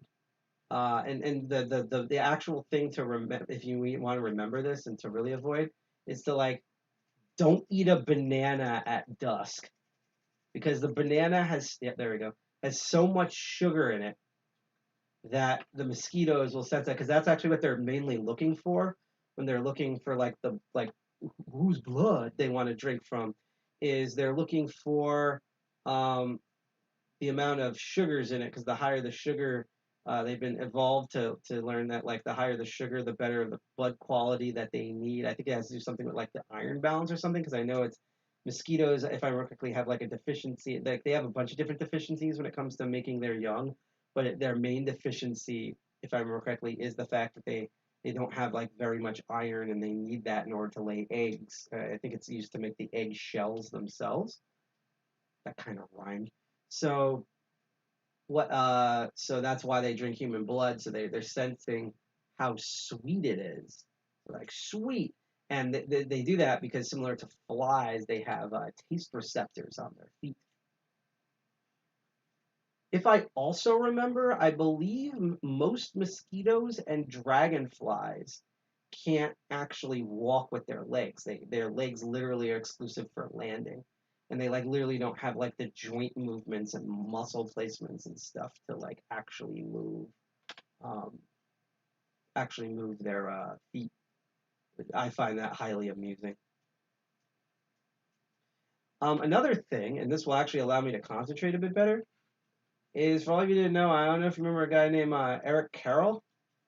He made a lot of really influential, famous kid books. Was probably his most famous, and it was sort of like the mascot of his brand.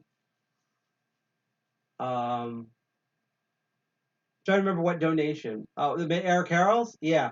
Is that he unfortunately very recently passed away like a couple of days ago. I think he was like 97 or something.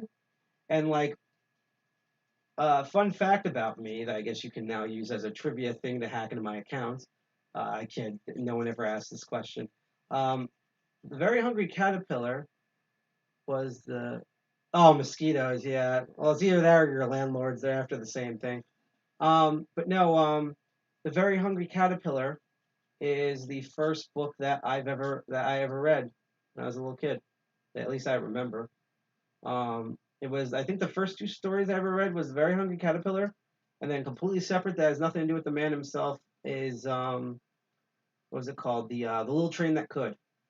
And those books sort of like kind of really shaped, like, you know, I could talk about like, you know, Jean Baudrillard and high level fucking philosophers and certain like artistic rebel memoirs and scientific papers and stuff like that. But like, if I want to be like real with y'all, as they say, um, Very Hungry Caterpillar, and especially the little engine that could, has probably shaped my own psyche and personality more than any other book out there, as well as teaching me like how to count and do colors and stuff like that.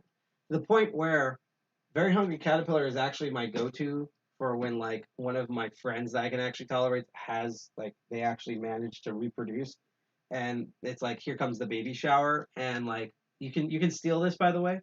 Um, what I do is that was weird, my water bottle doing that. It's like it had static problem. So I'm gonna say this while and then we'll have a moment of silence and then end the stream. So I want to see if we can actually use the strike picks, the scarabs on these. We'll see if they even fit. But the key, here's the key, if you don't know, of buying gifts like for newborns. You want the gift to. Hi, I'm gonna be done in a couple of minutes. Okay. You what? You want to age. You want a gift or gifts that age up with the kid, because going from toddler to little kid is the fastest age up next to going from your 50s to your 60s, from what I understand.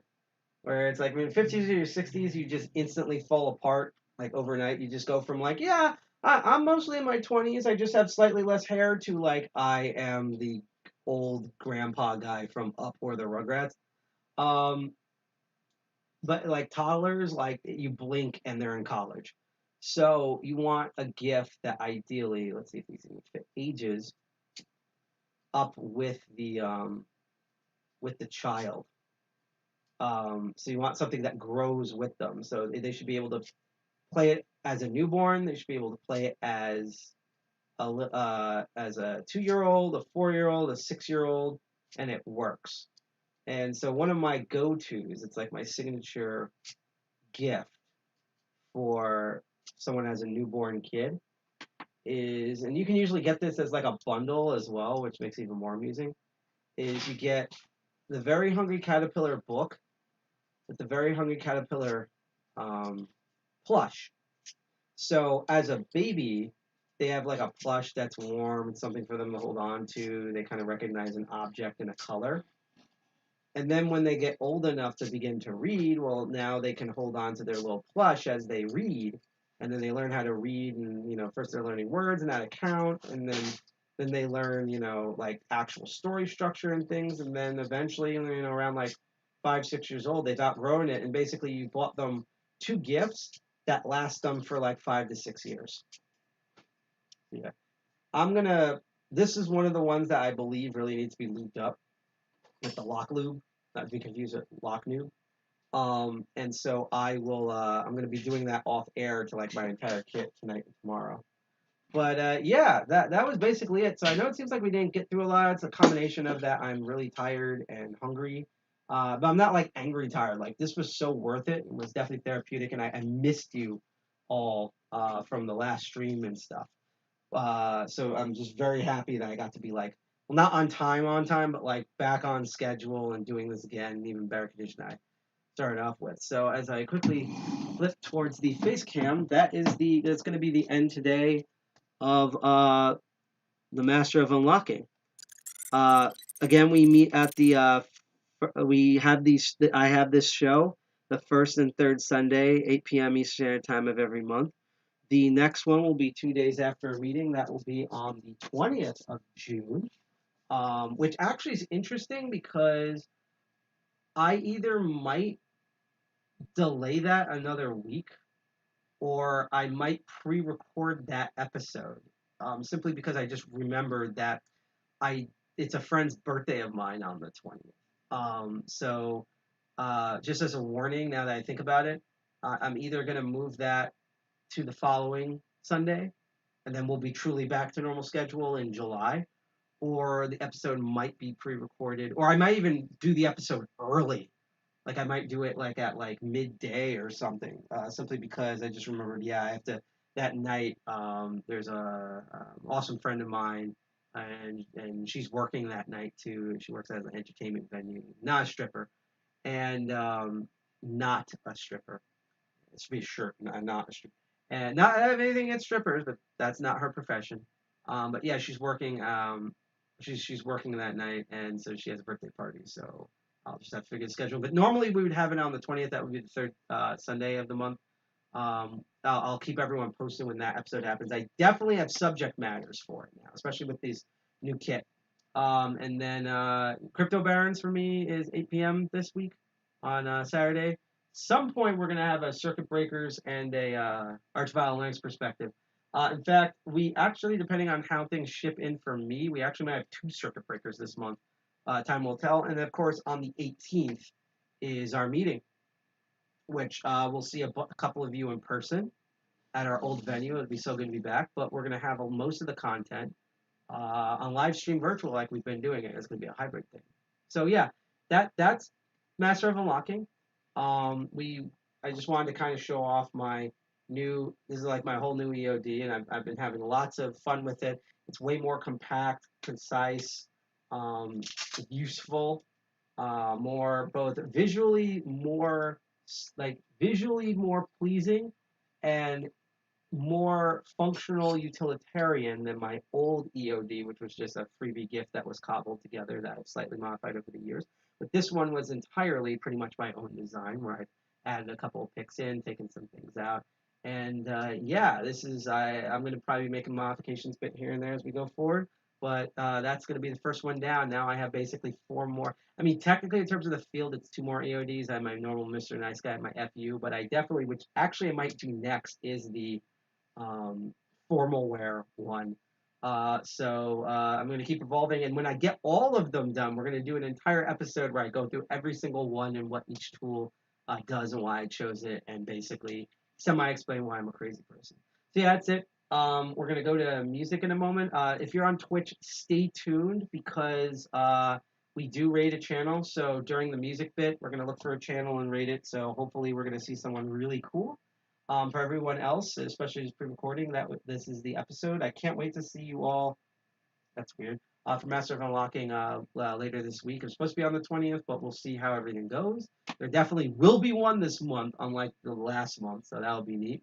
And I hope to see you guys on. If you like this show, definitely check out Crypto Barons. We're gonna do, provided that Elon Musk doesn't like fart and a new coin comes out. I know that kind of happened, but everyone kind of more laughed at it. So I'm going to finally do a topic that I've delayed 3 times because of his butt in order to do. And it's been a topic I've been wanting to do for a while. I've been prepping for a while, so it should be a really good episode. And can't wait to see you all in the meeting, especially in person, now that most people did the smart thing and went and they vaccinated and social distance. So now we can just like fornicate in the streets and drink all the booze and hack all the things like we used to, even more hardcore and better than what we've done. And pick all the locks. Well, the locks that we don't rely on, the locks that we actually own. Because, we want to stay legal on this show. And morally, for the most part. So yeah, I'm Sidepocket. I'm one of the 2 co-founders of DCG201. Thank you for tuning in the stream. Again, if you're on Twitch, we're going to go raid someone in a moment. Everyone else, chill with the music. I hope you had a great day. Hope you learned a bunch of stuff while I showed off my new kit. Hack the planet, dirty, Jersey represent, and remember,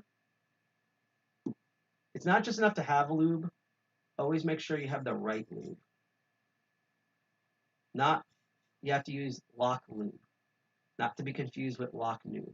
I swear to God, if I look up on OnlyFans lock lube and I find lock noobs OnlyFans, well, first of all, I'm going to keep it a secret, but there's not going to be enough lock lube or bleach in my eyes to remove that. No offense to him. It's just the same way Dode would want to see me. Actually, the weird part is I'm pretty sure there'd be like really weird people out there that would love to see me pick locks while be basically naked. So we'll end with that horrifying idea of that. So yes, thank you for tuning in. You're not gonna see me in a moment. I'm gonna cover the music. So enjoy the music, everyone. Bye, guys. See you in a couple of weeks.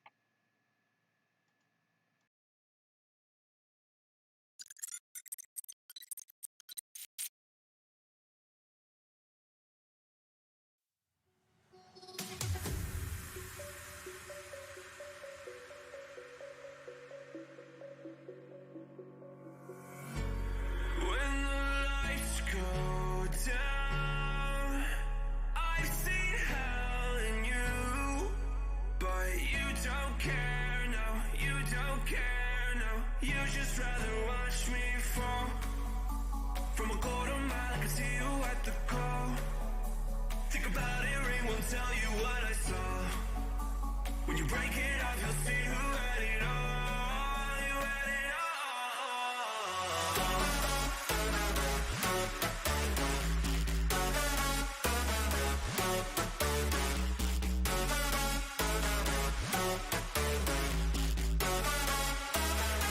You said you wanted to fall into oblivion.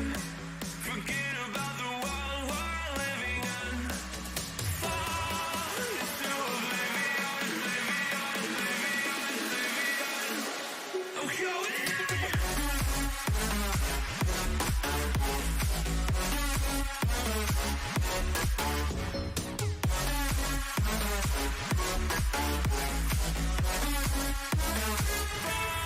Fall into oblivion.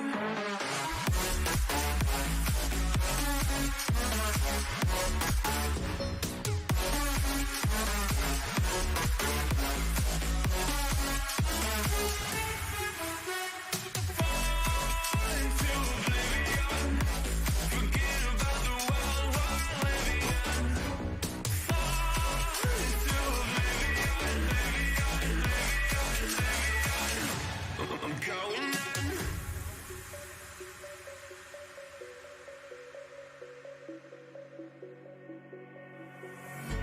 You can't fall asleep when you're counting stars. Get it together. Your mind can't sleep when you let it serve. Now you wanna see me fall from a quarter mile. I can see you at the call. Think about it, ring won't tell you what I saw. When you break it off, you'll see who had it all. You had it all.